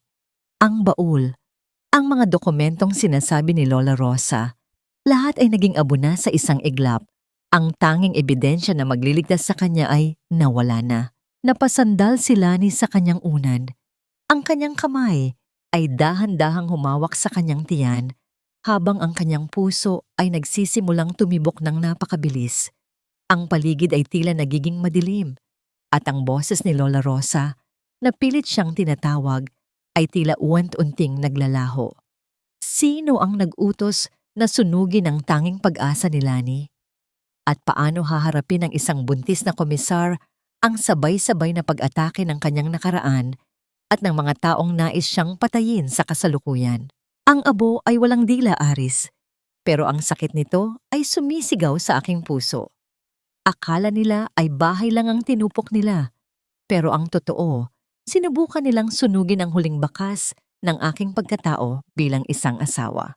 Ang tinig ni Lani ay tila isang malamig na bulong na humahalo sa amoy ng gamot sa loob ng silid. Nakatitig siya sa kawalan. Ang kanyang mga mata ay hindi na naglalabas ng luha, kundi ng isang uri ng tuyong hapdi na mas masakit pa sa pag-iyak. Ang bahay sa probinsya, ang maliit na kubong naging kanlungan niya noong mga panahong wala pa silang komportabling buhay ni Mateo, ay abo na. Kasama nito ang mga lihim na dokumentong sinasabi ni Lola Rosa, ang mga ebidensyang sana ay magliligtas sa kanya mula sa mga patibong ng nakaraan. Dahan-dahang napahawak si Lani sa kanyang tiyan. Naramdaman niya ang isang mahinang pintig sa loob, isang munting paalala na hindi na lang siya nag-iisa sa laban na ito. Ngunit kasabay nito, ang mabilis na pagtibok ng kanyang sariling puso. Isang pagtambol na tila babala ng isang makinaryang malapit ng bumigay. Ang bawat malalim na hininga ay tila isang pakikipagbuno sa hangin. Ma'am, kailangan niyo pong magpahinga. Ang presyo niyo ay masyadong mataas. Ang pag-aalalang wika ni Colonel Aris habang inaayos ang kumot ni Lani. Huwag niyo pong isipin ang bahay. Mas mahalaga ang buhay niyo at ng bata. Paano ako magpapahinga, Aris, kung ang mga kaaway ko ay hindi natutulog? Ang sunog na yon, hindi iyon aksidente. Alam ni Mateo ang tungkol sa baul. O baka ang pamilya ni Cassandra ang gumawa nito upang tuluyan akong mabaon sa limot. Tugon ni Lani. Samantala, sa loob ng isang madilim na sasakyan na nakaparada sa labas ng ospital, si Mateo ay hindi mapakali. Hawak niya ang kanyang telepono at ang kanyang mga kamay ay nanginginig habang pinapanood ang balita tungkol sa sunog sa probinsya. Hindi siya ang nag-utos nito at iyon ang nagpapakaba sa kanya ng husto. Cassandra, ikaw ba ang gumawa nito? Sinabi ko sa'yo, huwag kang gagawa ng hakbang nang hindi ko alam. Bulyaw ni Mateo sa babaeng katabi niya na abala sa pag-aayos ng kolorete sa mukha. Isang mapanuyang tawa ang pinakawalan ni Cassandra. Oh, please, Mateo, don't be so dramatic. That old house was a eyesore anyway. At kung nandoon nga ang mga dokumentong sinasabi mo, edi mas mabuti na naging abo na sila. 'Di ba? No more evidence, no more problems for us. Hindi mo naiintindihan. Ang komisar, hindi siya basta-basta susuko. At si General Hontiveros, nagsisimula na siyang magtanong. Kung malalaman nilang tayo ang may gawa nito, hindi lang karir ko ang mawawala, kundi pati ang kalayaan nating dalawa. Asik ni Mateo. Relax, honey. Dad has everything under control. General Hontiveros is an ally. Ang kailangan lang nating gawin ay patunayan na si Lani ay hindi na karapat-dapat sa posisyon niya dahil sa kanyang kalusugan. At ang batang iyon, we need to make sure na hindi yun magiging hadlang. Ang malamig na sabi ni Cassandra habang tinititigan ang kanyang sariling refleksyon sa salamin. Nabalik ang eksena sa loob ng ospital. Isang tahimik na sandali ang namagitan kay Lani at sa natutulog na si Lola Rosa. Lumapit si Lani sa matanda at dahan-dahang hinaplos ang kulubot na kamay nito. Isang sandali ng purong pagmamahal na walang halong politika o galit. Naalala niya kung paano siya tinuruan ni Lola Rosa na magtanim ng mga gulay sa likod bahay at kung paano siya nito niyakap nung unang beses siyang mapagalitan ni Mateo. Nay, kahit wala na ang baul, ang mga aral niyo ay nakatanim sa puso ko. Hindi nila kayang sunugin ang katotohanan. Bulong ni Lani sa hangin. Biglang tumunog ang telepono ni Aris. Pagkatapos ng maikling pag-uusap, ang kanyang mukha ay naging seryoso. Ma'am, may balita mula sa forensics team na ipinadala ko sa probinsya. Hindi lahat ng gamit sa bahay ay natupok. May isang bahagi ng sahig na gawa sa bato. Isang lihim na compartment na hindi inabot ng apoy. Isang kislap ng pag-asa ang sumilay sa mga mata ni Lani. Ngunit bago pa siya makapagsalita, ang mga ilaw sa loob ng ospital ay biglang kumitit at tuluyang namatay. Ang katahimikan ay naging nakakabingi. Tila isang masamang pangitain. Ang tunog ng mga emergency generator ay hindi agad gumana. Sa gitna ng kadiliman, narinig ni Lani ang marang pagbukas ng pinto ng kanyang silid. Hindi ito ang hakbang ni Aris at hindi ito ang tunog ng sapatos ng isang nurse. Ito ay ang mabigat at maingat na hakbang ng isang taong sanay sa pagpasok ng hindi napapansin. Sino ang nariyan? Ang hamon ni Lani habang pilit na bumabangon sa kama, ang kanyang kamay ay automatikong humawak sa isang matulis na gunting na naiwan sa bedside table. Walang sumagot. Ngunit naramdaman ni Lani ang malamig na dulo ng isang patalim na tumama sa kanyang leeg. Isang pamilyar na amoy ng pabango ang humalo sa hangin. Ang pabangong ginagamit ng mga tauhan ni General Hontiveros. Huwag kang malikot, Komisar. Ang hiling lang ng general ay ang iyong pirma sa resignation letter na ito. Gawin mo ito ng tahimik at hahayaan ka naming mabuhay kasama ang bata sa iyong tiyan. Ang bulong ng isang boses na tila nanggagaling sa kailaliman ng lupa. Naramdaman ni Lani ang bawat butil ng pawis na gumugulong sa kanyang likod. Ang kanyang puso ay tila sasabog na sa bilis ng pintig. Sa gitna ng dilim, kailangang pumili ni Lani. Ang kanyang dangal at ang hustisyang ipinaglalaban niya o ang kaligtasan ng kanyang anak na hindi pa man naisilang ay biktima na ng kasamaan. Ngunit sa labas ng silid, isang hindi inaasahang pangyayari ang naganap. Isang putok ng baril ang narinig, hindi mula sa loob, kundi mula sa hallway. At ang boses na sumigaw pagkatapos niyon ay ang boses ng taong huling inaasahan ni Lani na magliligtas sa kanya. Sino ang dumating sa gitna ng kadiliman upang pigilan ang pagpaslang kay Lani? At ano ang tunay na motibo ni Mateo sa muling pagpapakita sa oras na ito ng panganib?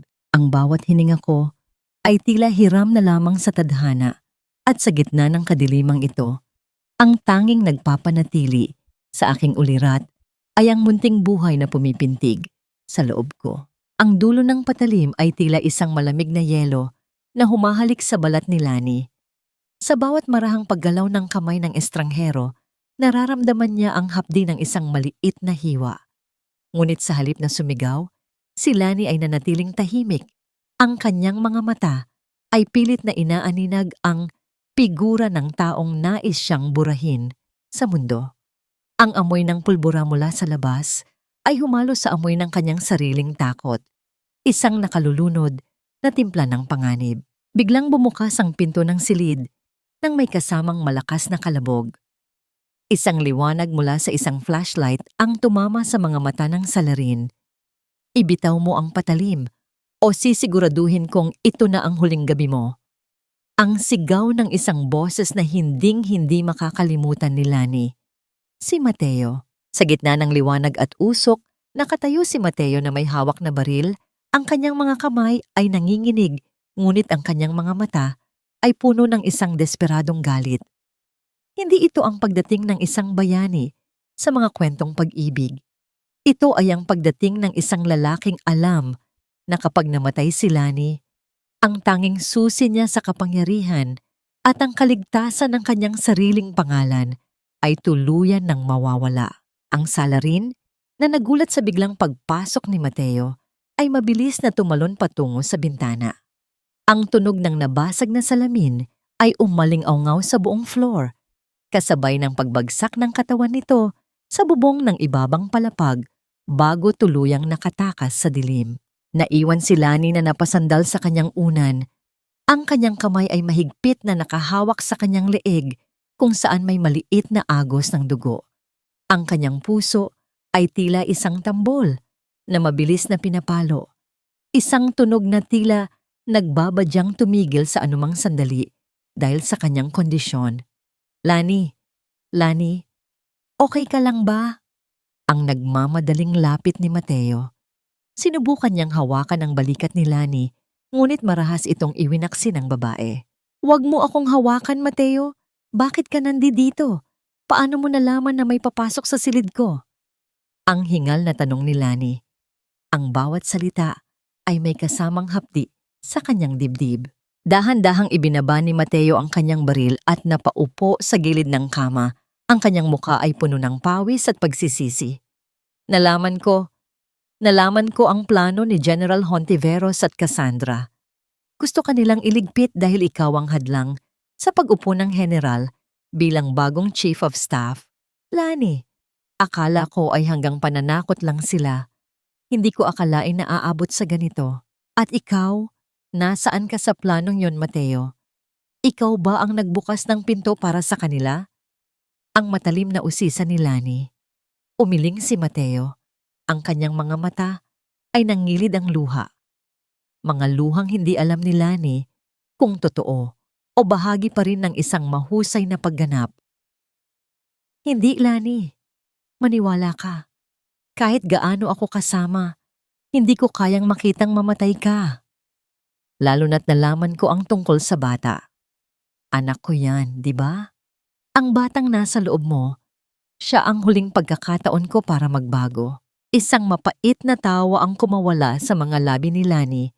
Sa gitna ng tensyong ito ay ang mapagtanto na kahit sa bingit ng kamatayan, ang lalaking nasa harap niya ay iniisip pa rin ang sariling pagkakataon. Hindi siya iniligtas ni Mateo dahil sa pag-ibig, kundi dahil sa pag-asang ang batang iyon ang magiging tulay niya, pabalik sa rurok. Ang batang ito ay walang ama, Mateo. Ilang beses ko bang kailangang ulit-ulitin sa'yo? Ang mahinang sagot ni Lani. At kung iniisip mong ang pagliligtas mo sa akin ngayon ay magpapabago sa desisyon kong sibakin ka sa serbisyo, nagkakamali ka. Nabalik ang liwanag sa ospital nang gumana ang mga generator. Ang bawat sulok ng silid ay muling nalantad sa liwanag. Kasama na ang dugo ang leeg ni Lani at ang naguguluhang anyo ni Mateo. Pumasok si Colonel Aris kasama ang mga medical team. Ang muka ay puno ng pagkabahala nang makita ang basag na bintana at si Mateo sa loob. Colonel, arestuhin si Captain Salvador. Illegal possession of firearm at trespassing. Ang malamig na utos ni Lani. Ano? Lani, niligtas kita. Kung wala ako, baka patay ka na ngayon. Sigaw ni Mateo habang pinapustasahan ang kanyang mga kamay ng mga gwardya. Niligtas mo ang iyong career, Mateo, hindi ako. At ang baril na yan. Alam nating dalawa na hindi yan issued ng militar. Aris, dalhin siya sa detention cell. At ang salarin, hanapin nyo.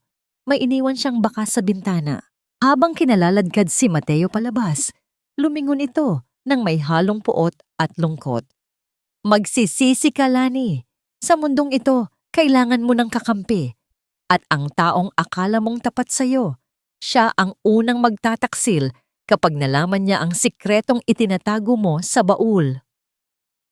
Nang tumahimik ang paligid, napasandal si Lani sa kanyang kama. Ang pagod ay tila isang dambuhalang alon na tuluyan ng tumangay sa kanyang lakas. Lumapit si Dr. Elena at agad siyang sinuri.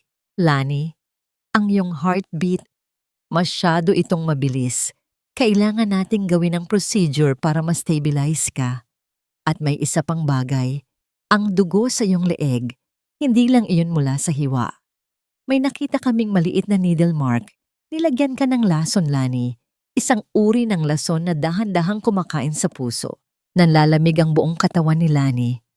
Ang kanyang paningin ay nagsisimulang lumabo at ang bawat mukha sa paligid niya ay tila nagiging mga anino na lamang. Sa gitna ng kanyang pag-aagaw buhay, isang pangalan ang tanging naisambit ng kanyang mga labi.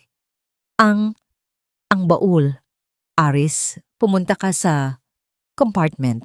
Hindi na natapos ni Lani ang kanyang sasabihin nang tuluyan siyang mawalan ng malay.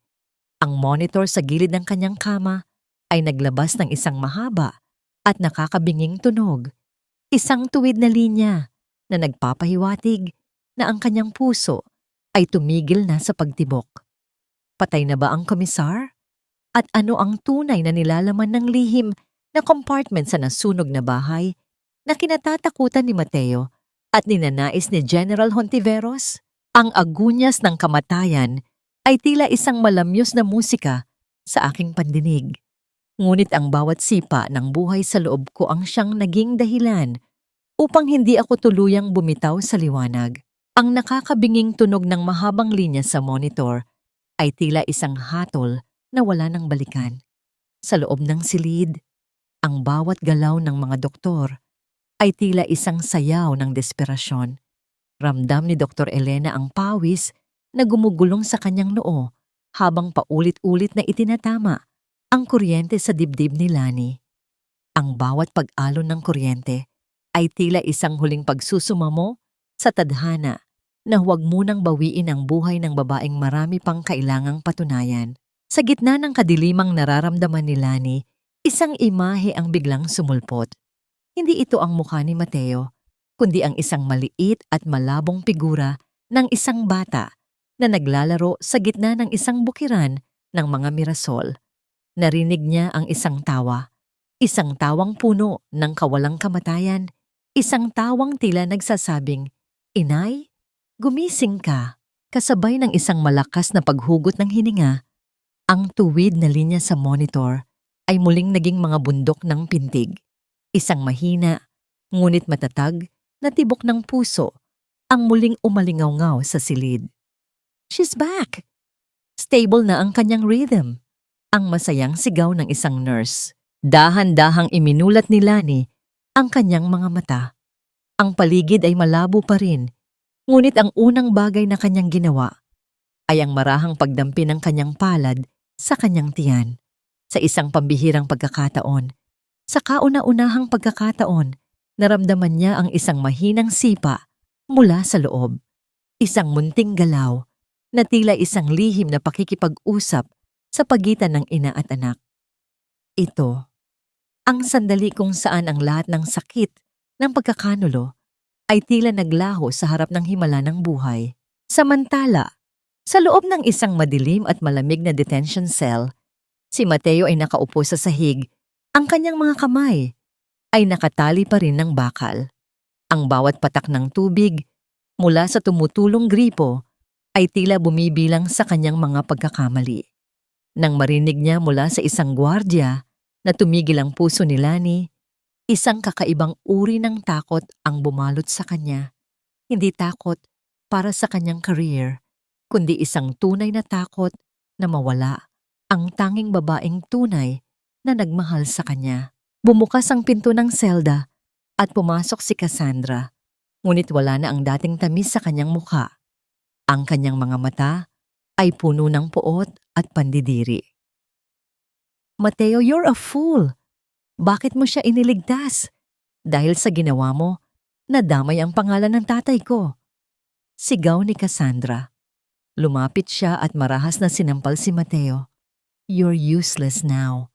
My father has already signed the orders to disown you. You're no longer a captain, you're just a common criminal." Tumingala si Mateo. Ang kanyang mukha ay puno ng isang mapait na ngiti. "Common criminal? Hindi ba't kayo ang nag-utos na patayin siya? Cassandra, akala ko ay mahal mo ako. Pero katulad ko, ang mahal mo lang ay ang kapangyarihang maibibigay ko sa pamilya niyo. Love, I used you, Mateo. At ngayong basura ka na. Itatapon na kita kung saan ka nararapat. Ang malamig na sabi ni Cassandra bago tumalikod at lumabas, iniwan si Mateo sa gitna ng kanyang sariling impyerno. Nabalik ang eksena sa ospital.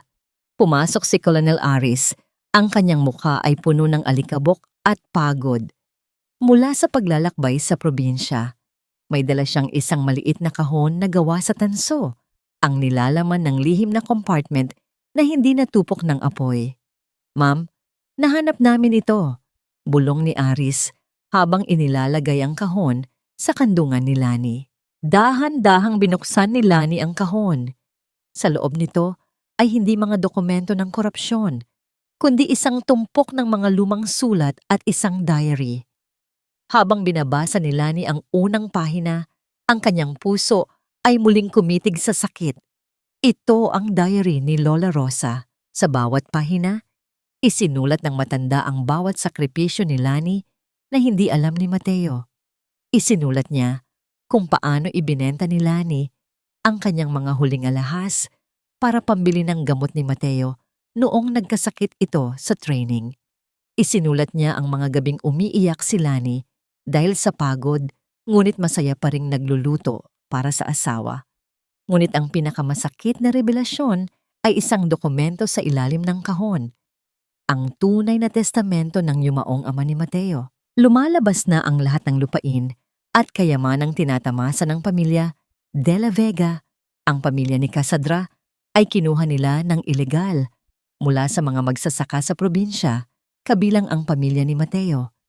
At ang tanging nakakaalam ng katotohanan ito ay ang ama ni Mateo, na namatay sa isang aksidente na mismong si General De La Vega ang nagplano. Ibig sabihin, ang pamilyang pinagsisilbihan ni Mateo ay ang pamilyang pumatay sa kanyang sariling ama. Ang mahinang sabi ni Lani. Isang matinding ironya ang bumalot sa hangin. Ang lalaking itinuring ni Mateo na tagapagligtas ay siya palang pumatay sa kanyang pinagmulan. Ngunit bago pa makapagplano si Lani, isang mabilis na pagpasok ng mga armadong tauhan sa kanyang silid ang bumasag sa katahimikan. Hindi sila mga tauhan ni Aris. Sila ay mga tauhan ng military police na may dalang warrant of arrest para kay Lani. Commissar Lani, you are being relieved of your duty and placed under arrest for high treason and conspiracy. Ang mga dokumentong nakuha sa inyong opisina ay nagpapatunay na kayo ang utak sa likod ng mga ilegal na transaksyon ni Captain Mateo Salvador, ang anunsyo ng opisyal, ang patibong ni General Hontiveros at ng pamilya De La Vega ay tuluyan ng sumara. Ginamit nila ang mga pekeng dokumentong pinapirmahan ni Mateo kay Lani noong una upang baligtarin ang sitwasyon. Napatitig si Lani sa warrant. Ang kanyang panghihina ay tila naglaho at muli siyang tumayo ng matuwid sa kabila ng kanyang swero. Tiningnan niya ang tansong kahon, ang tanging ebidensya na hawak niya ngayon. Akala niyo ba ay guguho ang mundo ko dahil sa mga pekeng papel na yan? Ang matapang na hamon ni Lani. Dalhin niyo ako sa kuta. Doon natin tapusin ang laban na ito. Habang inilalabas si Lani sa ospital na may mga posas, isang sasakyan ang humarang sa kanila. Hindi ito ang sasakyan ng kaaway, kundi isang lumang daip na lulan ang mga magsasaka mula sa kanilang probinsya na pinamumunuan ng isang taong hindi inaasahan ni Lani na makikita muli. Sino ang taong ito na may dalang hukbo ng katotohanan? At paano gagamitin ni Lani ang diary ni Lola Rosa upang wasakin ang pamilyang pumatay sa ama ni Mateo at sumisira sa kanyang buhay ngayon? Walang puwang ang awa sa mga taong traidor sa sariling bayan, Lani. Ngayong gabi, ang bituin sa iyong balikat ay tuluyan ng magdidilim. Ang boses ng opisyal na nag-aaresto kay Lani ay tila isang malupit na hatol na umalingaw-ngaw sa hallway ng ospital. Habang ikinakabit ang malamig na posas sa kanyang mga kamay, naramdaman ni Lani ang bigat ng bakal. Isang bigat na sumisimbolo sa lahat ng kanyang sakripisyong nauwi sa wala. Ngunit sa gitna ng kahihiyang ito, ang kanyang postura ay nanatiling matuwid. Ang kanyang mga mata ay hindi kakikitaan ng takot, kundi ng isang nag-aapoy na determinasyon. Sa labas ng gate ng ospital, ang tensyon ay tila isang baril na malapit ng pumutok. Hinarang ng isang lumang daip at ng pangkat ng mga magsasaka ang convoy ng military police. Sa harap ng pangkat na yon ay nakatayo si Mang Carding, ang matandang magsasakang piniling tulungan ni Lani noong siya ay nagtatago pa bilang isang hamak na asawa sa probinsya. Ang mga kamay ni Mang Carding na puno ng kalyo ay may hawak na isang lumang dokumento habang ang kanyang boses ay tila kulog na yumanig sa kalsada. Huwag ninyong kukunin ang aming tagapagtanggol. Kung may dapat arestuhin dito, iyon ay ang mga taong nagnakaw ng aming lupain at pumatay sa mga inosente. Sigaw ni Mang Carding. Ang bawat salita niya ay may kasamang bigat ng katotohanang matagal nang ibinaon ng pamilya De La Vega. Nabalik ang eksena sa loob ng sasakyan kung saan nakasakay si Lani. Habang pinapanood niya ang kaguluhan sa labas, muli niyang naramdaman ang isang munting sipa sa kanyang sinapupunan. Isang sipa na tila nagsasabing, "Nanay, huwag kang susuko." Isang lihim na lakas na tanging siya lang ang nakakaalam. Sa bawat hapdi ng bakal sa kanyang pulso, may kasamang pag-asa ang bawat tibok ng puso ng kanyang anak. Samantala, sa loob ng detention cell, hindi mapakali si Mateo. Narinig niya ang kaguluhan sa labas, ang mga sigaw ng mga magsasaka, at ang pangalan ni General De La Vega na isinisigaw sa galit.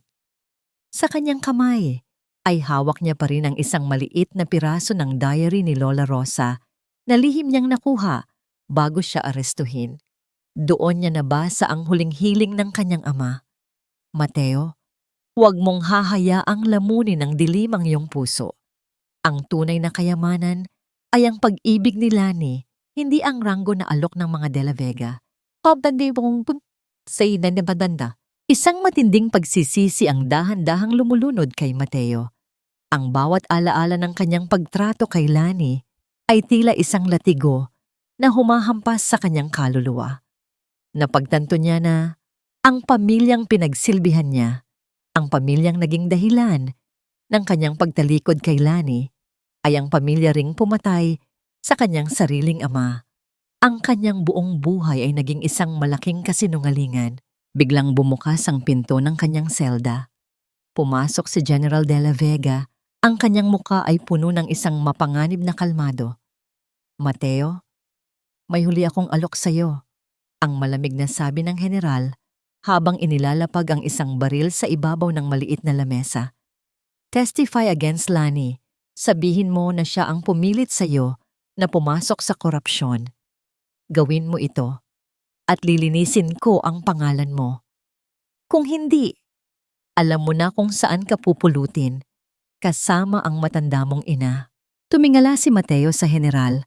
Ang kanyang mga mata ay hindi na puno ng ambisyon, kundi ng isang bagong natagpuang tapang. Isang tapang na nanggaling sa pag-ibig na matagal niyang binaliwala. "Ang aking ina ay ligtas sa kamay ni Lani, General. Isang bagay na hindi ko kailanman magagawa para sa kanya dahil sa inyo." Ang mahinang tugon ni Mateo. "Huwag niyo nang gamitin ang pangalan ko sa inyong mga kasinungalingan." Marahas na hinablot ng general ang baril at itinutok ito sa noo ni Mateo. "Kung ganoon, wala ka ng silbi sa akin." Ngunit bago pa makakalabit ang gatilyo, isang malakas na hiyaw mula sa labas ang muling narinig. Ang convoy na nagdadala kay Lani ay hindi nakaalis. Pinilit ng mga magsasaka na buksan ang pintuan ng sasakyan ni Lani.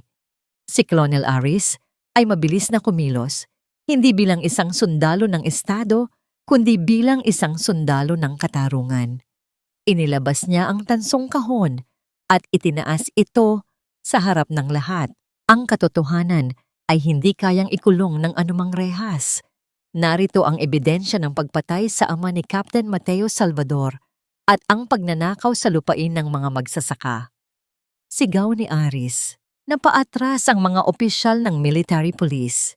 Ang mga dokumentong nakuha ni Aris sa compartment ay hindi lamang tungkol sa lupa, kundi mga lihim na recording ng mga pag-uusap ni General De La Vega at General Hontiveros tungkol sa pag-aaresto kay Lani. Ang patibong na kanilang inihanda ay biglang bumalik sa kanila. Dahan-dahang bumaba si Lani mula sa sasakyan. Ang kanyang mga kamay ay wala na ang posas dahil sa tulong ng mga tao.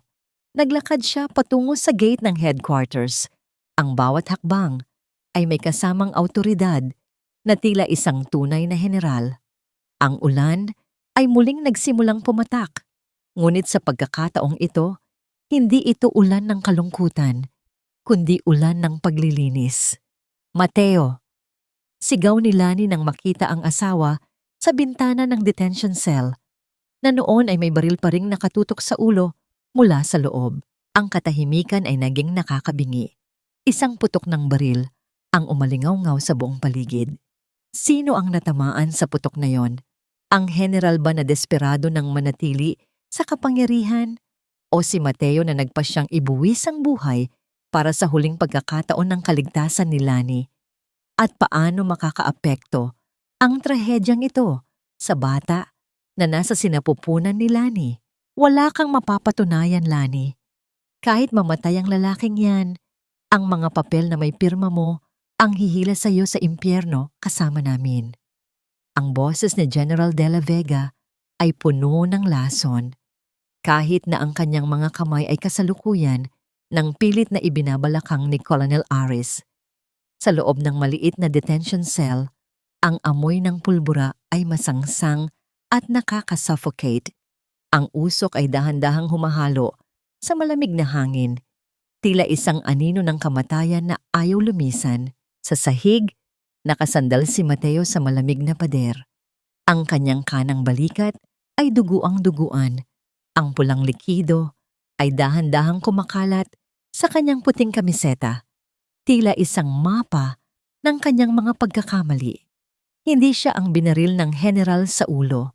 Sa halip, sa huling sandali ng pag-aagawan, ang bala ay tumama sa kanyang balikat nang pilitin niyang itulak ang baril palayo sa kanyang mukha. Nakatayo si Lani sa pintuan. Ang kanyang mga kamay ay dahan-dahang humawak sa kanyang tiyan. Ang bawat pintig ng kanyang puso ay tila isang malakas na tambol na yuyumayanig sa kanyang buong pagkatao. Ang paningin niya ay nagsisimulang magkaroon ng mga itim na tuldok, isang babala na ang kanyang cardiac condition ay muling sumusubok sa kanyang hangganan. Ngunit sa kabila ng hapdi sa kanyang dibdib, ang kanyang mga mata ay nanatiling nakatitig kay Mateo. Naroon ang ironya ng tadhana. Ang lalaking nagwasak sa kanyang buhay ay siya palang kailangang dumanas ng sakit upang mailantad ang katotohanan. Tumingin si Lani sa dugo sa sahig, pagkatapos ay sa mukha ni Mateo na unti-unting namumutla. Bakit mo ginawa yon, Mateo? Ang mahinang tanong ni Lani. Ang kanyang boses ay tila isang marupok na sinulid, halos maputol sa bigat ng emosyon.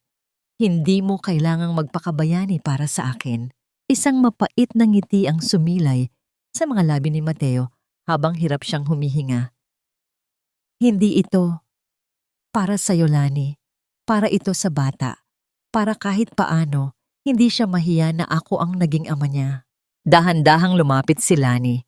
Sa gitna ng kaguluhan, sa gitna ng mga sundalong nagkakandara pa, na arestuhin ang general, nagkaroon ng isang sandali ng katahimikan sa pagitan nilang dalawa.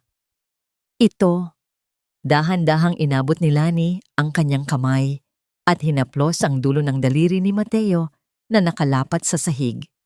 Isang malamig at mabilis na ugnayan, hindi bilang mag-asawa, kundi bilang dalawang kaluluwang parehong winasak ng ambisyon at ngayon ay pilit na bumabangon sa abo. Ngunit mabilis din niyang binawi ang kanyang kamay nang maramdaman niya ang muling pagkirot ng kanyang puso. Aris, dalhin siya sa infirmary.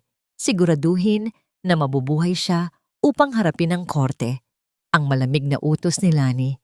Pilit na ibinabalik ang awtoridad sa kanyang boses. Ma'am, paano ang general? At si Cassandra? Tanong ni Aris habang kinalaladkad ang nagpupumiglas na si Della Vega. Ipiit sila sa pinakamahigpit na selda.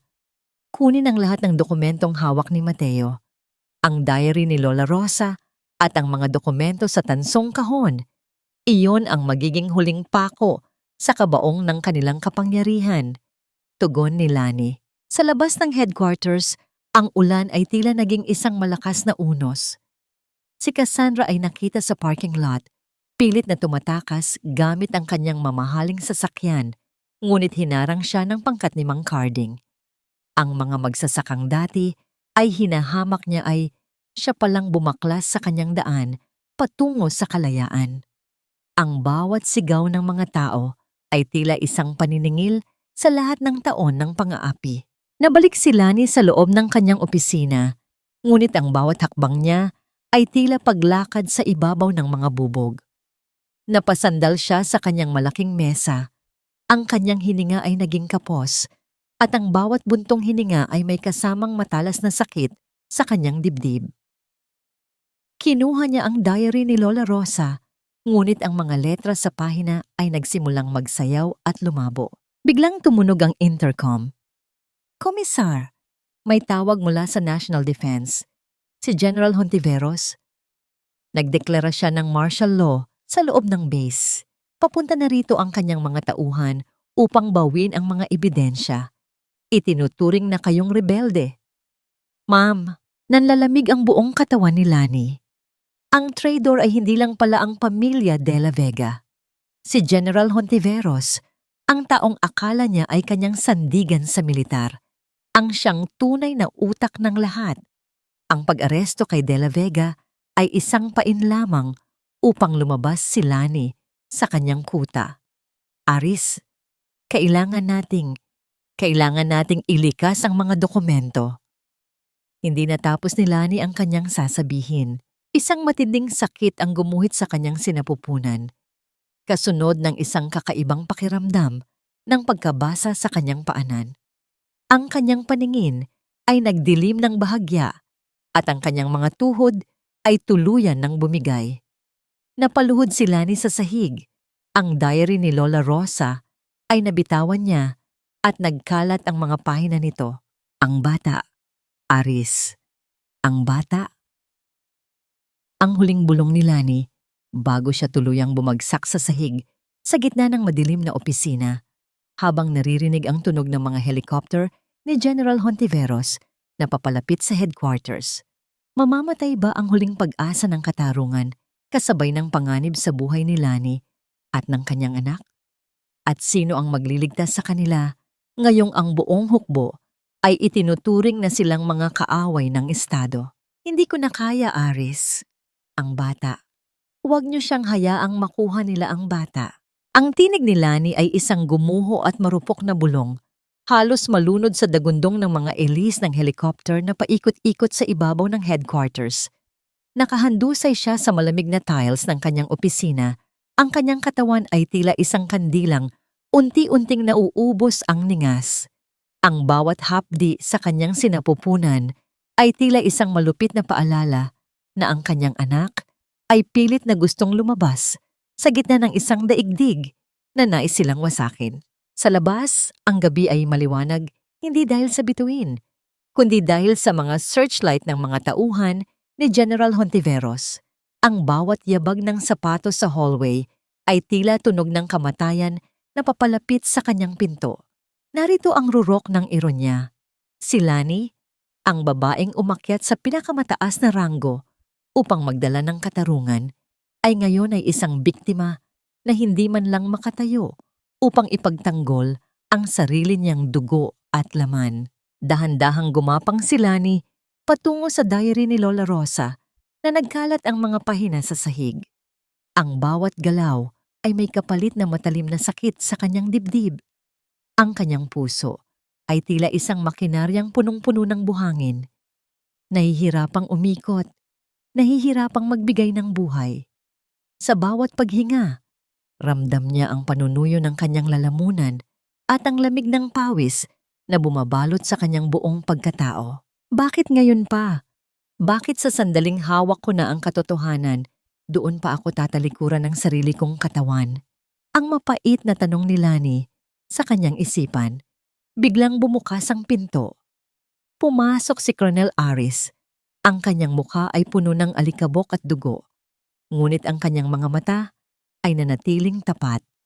Agad siyang lumuhod sa tabi ni Lani at dahan-dahang binuhat ang ulo nito. Ma'am, kailangan nating umalis. Pinasok na nila ang main gate. Si General Hontiveros, idineklara na niya tayong mga traidor sa bansa. Ang nagmamadaling wika ni Aris. Aris, ang baul, ang mga dokumento, dalhin mo sila. Hirap na utos ni Lani habang pilit na itinuturo ang mga pahina ng diary. Hindi ko kayo iiwan, komisar. Ang buhay niyo ang mas mahalaga. Tugon ni Aris. Isang mabilis at marahang galaw ang ginawa ni Aris. Hinubad niya ang kanyang sariling jacket at maingat na binalot ito sa nangangatog na katawan ni Lani. Ito, isang simpleng gawa ng katapatan na walang halong ranggo. Isang anak ng bayan na pinoprotektahan ang huling pag-asa ng katarungan. Binuhat ni Aris si Lani, ngunit bago pa sila makalabas ng opisina, isang pamilyar na anino ang humarang sa pintuan. Si Mateo. Nakatayo siya doon, dugo ang duguan ng balikat at hirap sa paglalakad. Ngunit may hawak na baril na nakaturo sa hallway. Mateo, anong ginagawa mo dito? Akala ko ay nasa infirmary ka. Gulat na tanong ni Aris. Wala nang oras, Aris. Dalhin mo siya sa underground tunnel patungo sa lumang hangar. Ako ang bahala dito sa hallway. Ang matatag na sabi ni Mateo. Ang kanyang mga mata ay nagtagpo sa mga mata ni Lani. Sa sandaling iyon, walang salitang binigkas, ngunit naramdaman ni Lani ang isang malalim na paghingi ng tawad mula sa lalaking minsan niyang minahal. Mateo, mababaril ka. Hindi mo sila kaya ng mag-isa. Sigaw ni Lani sa gitna ng kanyang panghihina. Kasalanan ko ang lahat ng ito, Lani. Hinayaan kong gamitin ako ni Hontiveros at De La Vega. Hayaan mong ito na ang huling serbisyo ko para sa inyo ng anak ko. Tugon ni Mateo. Isang mapait na nangiti ang sumilay sa kanyang labi bago siya tuluyang humarap sa mga paparating na sundalo ni Hontiveros. Ang tunog ng sunod-sunod na putok ng baril ay umalingaw-ngaw sa hallway habang binubuhat ni Aris si Lani patungo sa kaligtasan. Bawat putok ay tila isang saksak sa puso ni Lani. Ang lalaking minsan niyang isinumpa ay siya palang nag-aalay ng buhay upang bigyan siya ng pagkakataong mabuhay. Nakarating sila sa underground tunnel, isang madilim at masukal na daanan na tanging mga mataas, na opisyal lamang ang nakakaalam. Ngunit ang sakit sa sinapupunan ni Lani ay hindi na mapigilan. Napasandal siya sa malamig at mamasa-masang pader ng tunnel. Ang kanyang hininga ay naging mabilis at mababaw. Aris, dito na lang. Lalabas na siya. Iyak ni Lani habang napapaluhod sa lupa. Sa gitna ng kadiliman ng tunnel, sa ilalim ng lupang tinitindigan ng mga traidor, isang buhay ang pilit na sumisibol. Ngunit ang monitor ng kalusugan sa relo ni Lani ay nagsimulang tumunog ng mabilis. Ang kanyang blood pressure ay bumabagsak at ang kanyang puso ay tila malapit ng sumuko sa matinding pagod at lason na nananalaytay pa rin sa kanyang dugo. Sa kabilang dako, si General Hontiveros ay nakatayo sa gitna ng opisina ni Lani. Hawak ang isang pahina ng diary ni Lola Rosa na hindi nakuha ni Aris. Ang kanyang mukha ay nagdilim nang mabasa ang isang pangalan. Isang pangalan na mag-uugnay sa kanya sa pinakamalaking krimen sa kasaysayan ng militar. Hanapin sila. Patay ng komisar at ang sinumang kasama niya. Huwag hayaang makalabas ng bus ang batang yan. Ang malakas na utos ng general. Sa gitna ng panganib, sa pagitan ng buhay at kamatayan, muling iminulat ni Lani ang kanyang mga mata. Nakita niya ang isang liwanag sa dulo ng tunnel, ngunit hindi niya alam kung iyon ay ang liwanag ng kaligtasan o ang liwanag ng kabilang buhay na naghihintay sa kanya. Sino ang naghihintay sa dulo ng tunnel upang sumalubong kay Lani? At mabubuhay ba ang sanggol sa gitna ng isang madugo at malupit na paglusob. Ang unang iyak ng isang sanggol ay tila isang deklarasyon ng digmaan laban sa kadiliman, isang himig ng pag-asa na bumasag sa nakakabinging katahimikan ng tunnel. Sa gitna ng masukal at madilim na daanan sa ilalim ng lupa, ang bawat hininga ni Lani ay tila isang pakikipagbuno sa kamatayan. Ang kanyang mga kamay ay mahigpit na nakakapit sa magaspang na dingding ng tunnel. Ang kanyang mga kuko ay bumaon sa lupa at bato, habang ang isang matinding bugso ng sakit ay muling humagupit sa kanyang katawan. Walang sterile na kagamitan, walang malambot na higaan. Ang tanging naroon ay ang jacket ni Colonel Aris na nagsisilbing sapin sa malamig na lupa at ang munting liwanag mula sa isang flashlight na unti-unti nang nauubos ang baterya. Ma'am, konti na lang. Nakikita ko na ang ulo ng bata. Hinga ng malalim, komisar. Hinga para sa bata. Ang nagmamadaling pakiusap ni Aris. Ang kanyang boses, na dati ay puno ng awtoridad sa harap ng libo-libong sundalo, ngayon ay nanginginig sa takot at pag-aalala. Siya ay naging isang hilot sa gitna ng digmaan, isang tagapangalaga ng buhay sa gitna ng banta ng pagpaslang. Isang huling matinding pag-ire ang ginawa ni Lani, isang sigaw na nagmula sa kailaliman ng kanyang kaluluwa na naglalaman ng lahat ng pait ng pagkakanulo ni Mateo, ng lahat ng lungkot sa pagkawala ng kanyang tahanan at ng lahat ng determinasyon niyang mabuhay. Kasabay ng pagdaloy ng mainit na luha sa kanyang mga pisngi, narinig ang isang mahina ngunit matapang na iyak. Isang sanggol na lalaki. Sa sandaling iyon, ang sakit sa dibdib ni Lani ay tila naglaho sa isang iglap. Ang maramdaman ang madulas at mainit na balat ng kanyang anak sa kanyang dibdib. Sa gitna ng amoy ng lupa at pulbura, ang bango ng bagong silang na sanggol ang naging kanyang tanging hininga. Ligtas siya, Aris. Ligtas ang anak ko. Bulong ni Lani. Ang kanyang boses ay puno ng isang uri ng kaligayahang wumasak sa lahat ng kanyang paghihirap. Ngunit ang katahimikan ng himalang iyon ay binasag ng tunog ng papalapit na mga yabag. Ang mga tauhan ni General Hontiveros ay nakapasok na sa tunnel. Ang tunog ng mga bakal na nagkikiskisan at ang alingawngaw ng mga utos na pumatay ay tila mas lalong lumapit. Aris, kunin mo ang bata. Tumakbo ka na patungo sa hangar. Iwan mo na ako rito. Utos ni Lani habang pilit na itinutulak ang kanyang anak sa bisig ni Aris. Ang kanyang puso ay nagsisimula na namang manghina. Ang lason at ang pagod sa panganganak ay tila tuluyan ng sumisingil sa kanyang buhay. Hindi, ma'am. Hindi ko kayo iiwan. Giit ni Aris. Biglang isang pamilyar na boses ang narinig mula sa kabilang dulo ng tunnel. Hontiveros, dito ka dumaan kung gusto mong makuha ang komisar. Si Mateo. Nakatayo siya sa siwang ng isang pinto. Duguan ang buong katawan at halos hindi na makatayo. Ngunit ang kanyang baril ay nakatutok sa mga paparating na sundalo. Ang bawat putok ng kanyang baril ay tila isang huling kumpisal ng kanyang mga kasalanan. Inubos niya ang kanyang huling lakas upang magsilbing harang, upang bigyan ng kahit ilang minuto pa ang babaeng minsan niyang itinapon. Mateo, bulong ni Lani, ang kanyang mga mata ay nanlabo habang pinapanood ang anino ng lalaking nag-aalay ng buhay para sa kanila. Sa kabilang panig, pumasok si General Hontiveros. Ang kanyang muka ay puno ng isang malademonyong tagumpay. Hawak niya ang isang remote detonator. Akala niyo ba ay hahayaan ko kayong makalabas ng buhay? Kung hindi ko makuha ang ebidensya, edi ibabaon ko na lang kayo rito sa ilalim ng base. Ngunit bago pa mapindot ng general ang button, ang lahat ng screen sa loob ng headquarters at maging ang mga radyo ng mga sundalo ay biglang naglabas ng isang tunog, ang tinig ni Lola Rosa. Hindi ito multo, kundi ang recording na ginawa ni Lani bago pa man siya arestuhin, na isinama niya sa system ng base gamit ang kanyang access bilang komisar. Ang boses ng matanda ay malinaw na nagkwento tungkol sa pagnanakaw ng lupa, sa pagpatay sa ama ni Mateo, at sa lahat ng ilegal na gawain ni Hontiveros at De La Vega.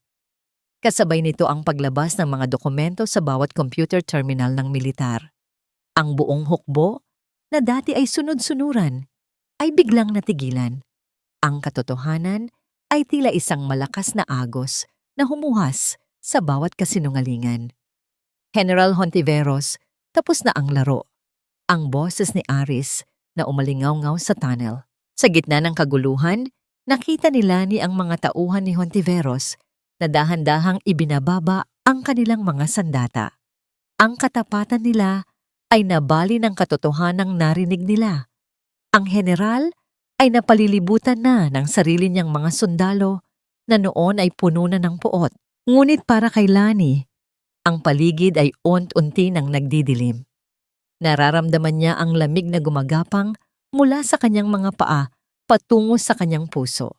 Ang huling nakita niya ay ang mukha ni Mateo na dahan-dahang bumabagsak sa lupa at ang iyak ng kanyang anak na tila humihingi ng tulong.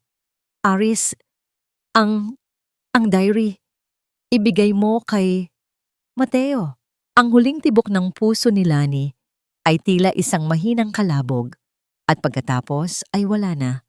Ang monitor sa kanyang pulso ay nagpakita ng isang tuwid na linya. Sa gitna ng tagumpay laban sa korupsyon, tila ang komisar ay nagbayad ng pinakamahalagang halaga. Tuluyan na nga bang nagwakas ang buhay ni Lani sa sandaling nakamit niya ang hustisya? At ano ang mangyayari sa sanggol na isinilang sa gitna ng dugo at sakripisyo?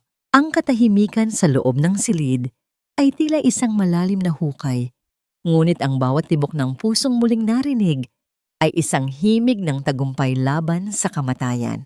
Sa loob ng intensive care unit ng headquarters, ang tanging maririnig ay ang rhythmic na tunog ng mga life support machine na maingat na nagbabantay sa bawat hininga ni Lani.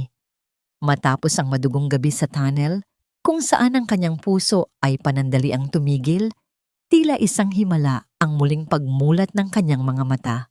Ang puting liwanag ng umaga ay dahan-dahang pumasok mula sa bintana, hinahalikan ang kanyang maputlang balat na tila isang basbas mula sa langit. Dahan-dahang iginalaw ni Lani ang kanyang kamay patungo sa gilid ng kanyang higaan. Doon, sa isang maliit na crib na kulay puti, ay nakahiga ang kanyang anak, si Baby Gabriel. Ang sanggol ay mahimbing na natutulog. Ang maliit na dibdib nito ay tumataas at bumababa sa isang payapang ritmo. Ang sandaling ang lahat ng pait, lahat ng pagod, at lahat ng galit ay tuluyan ng natunaw. Hindi na siya ang komisar na kailangang laging matatag. Siya na ngayon ay isang ina na nahanap na ang kanyang tunay na kapayapaan. Pumasok si Colonel Aris, suot ang kanyang malinis na uniforme, ngunit ang kanyang mga mata ay puno ng paggalang at matinding ginhawa. "Ma'am, gising na po pala kayo," ang malumanay na sabi ni Aris. Tapos na ang lahat. Si General Hontiveros at ang pamilya De La Vega ay nasa ilalim na ng kustodya. Ang lahat ng mga iligal na dokumento at ang diary ni Lola Rosa ay naging sapat na ebidensya para sa kanilang habambuhay na pagkabilanggo. Si Mateo? Ang mahinang tanong ni Lani. Ang boses niya ay gasgas pa rin, ngunit wala na itong bahid ng puot. Sandaling natahimik si Aris. Nakaligtas siya, ma'am. Pero dahil sa mga tinamo niyang sugat at sa kanyang mga nakaraang kasalanan, tinanggal na siya sa serbisyo. Kasalukuyan siyang nagpapagaling sa kabilang ward, ngunit nakabantay ang mga gwardiya. Hinihintay niya ang inyong desisyon kung itutuloy ang mga kaso laban sa kanya. Pagkalipas ng ilang oras, sa tulong ng isang wheelchair, nagpa siyang pumunta si Lani sa silid ni Mateo. Natagpuan niya itong nakatitig sa bintana, ang isang braso ay wala na ang dating lakas, at ang mukha ay puno ng mga peklat ng nagdaang gabi. Wala na ang ambisyosong Captain Mateo Salvador, ang naroon ay isang lalaking durog ang pagkatao. "Lani!" Ang bulong ni Mateo nang makita ang dating asawa. Agad siyang nag-iwas ng tingin. Tila hindi kayang harapin ang liwanag na nagmumula kay Lani. "Bakit ka pa pumunta rito? Dapat ay hinayaan mo na lang akong mabulok. Nandito ako para ibigay sa iyo ang huling hiling ni Lola Rosa. bago siya namayapa, ang sabi ni Lani habang iniaabot ang isang maliit na sobre. Pinatawad ka niya, Mateo. At dahil doon, hindi ko itutuloy ang mga personal na kaso laban sa iyo. Hahayaan ko ang batas militar ang humusga sa iyong mga naging pagkakamali sa serbisyo. Nagsimulang gumuho ang emosyon ni Mateo. Ang kanyang mga balikat ay nanginginig sa bawat hikbi na pilit niyang pinipigilan. Patawad, Lani. Patawad sa lahat. Hindi ko kailanman mapapatawad ang sarili ko sa ginawa ko sa inyo ng anak ko. Ang patawad ay hindi isang regalo para sa iyo, Mateo. Ito ay para sa akin at para sa anak ko, upang hindi kami mamuhay na may bitbit na galit. Ang matatag na sagot ni Lani. Mabubuhay ka, Mateo. Mabubuhay ka para makita ang mundong itinayo ko mula sa mga abo ng iyong pagkakamali. Pero huwag mo na kaming hahanapin muli. Lumabas si Lani sa silid ng hindi lumilingon.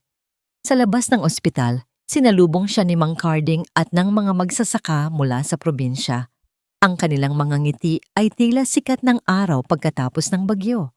Ang lupang ninakaw sa kanila ay muli nilang hawak, at ang katarungang ipinaglaban ni Lani ay ramdam na ng bawat isa sa kanila. Habang karga-karga si Baby Gabriel, tiningnan ni Lani ang malawak na bakuran ng headquarters. Wala na ang takot, wala na ang tensyon. Ang bawat hakbang niya ay puno ng bagong pag-asa. Alam niyang marami pa siyang kailangang ayusin, marami pang sugat na kailangang hilumin. Ngunit sa unang pagkakataon, sa loob ng maraming taon, naramdaman niya ang tunay na kalayaan. Ang komisar na hinamak ay naging sandigan ng bayan. Ang inang itinapon sa putikan ay naging reyna ng kanyang sariling tadhana. Magji. Ang dapit hapon sa probinsya ng Zambales ay nag-iwan ng kulay ginto sa bawat dahon ng mga puno ng mangga. Isang tanawing tila ipininta ng tadhana upang magbigay ng kapayapaan sa pusong matagal na naglakbay sa dilim. 5 taon na ang lumipas mula nang gumuho ang kuta ng mga De La Vega at Hontiveros at kasabay nito ang pagbaon sa limot ng pangalang Komisar Lani sa mga pahayagan. Para sa mga tao sa maliit na baryong ito, siya ay si Maribel lamang, isang simpleng ina na nagpapatakbo ng isang maliit na paaralan para sa mga anak ng mga magsasaka. Nakatayo si Lani sa balkonahe ng muling itinayong bahay ni Lola Rosa. Ang bawat haligi nito ay gawa na sa matitibay na kahoy at ang amoy ng sariwang lupa at bulaklak ay humahalimuyak sa hangin. Naramdaman niya ang isang mahigpit na yakap sa kanyang binti. Tumingala sa kanya ang isang batang lalaki na may mga matang tila nagniningning na mga bituin. Si Gabriel. Mommy, look! Ang laki na ng mga tanim nating gulay. Sabi ni Mang Carding, pwede na nating pitasin ang mga talong bukas. Ang masayang wika ng bata sa wikang Taglish. Ngumiti si Lani at hinaplos ang buhok ng kanyang anak. Yes, anak. We will harvest them tomorrow. Ipagluluto kita ng paborito mong torta, okay? Sa gitna ng kanilang pag-uusap, isang itim na motorsiklo ang huminto sa dulo ng kalsada. Isang lalaki ang bumaba, ngunit hindi ito lumapit. Nanatili lamang ito sa malayo. Suot ang isang simpleng t-shirt at maong. Bit-bit ang isang maliit na bag ng mga gamit sa eskwela.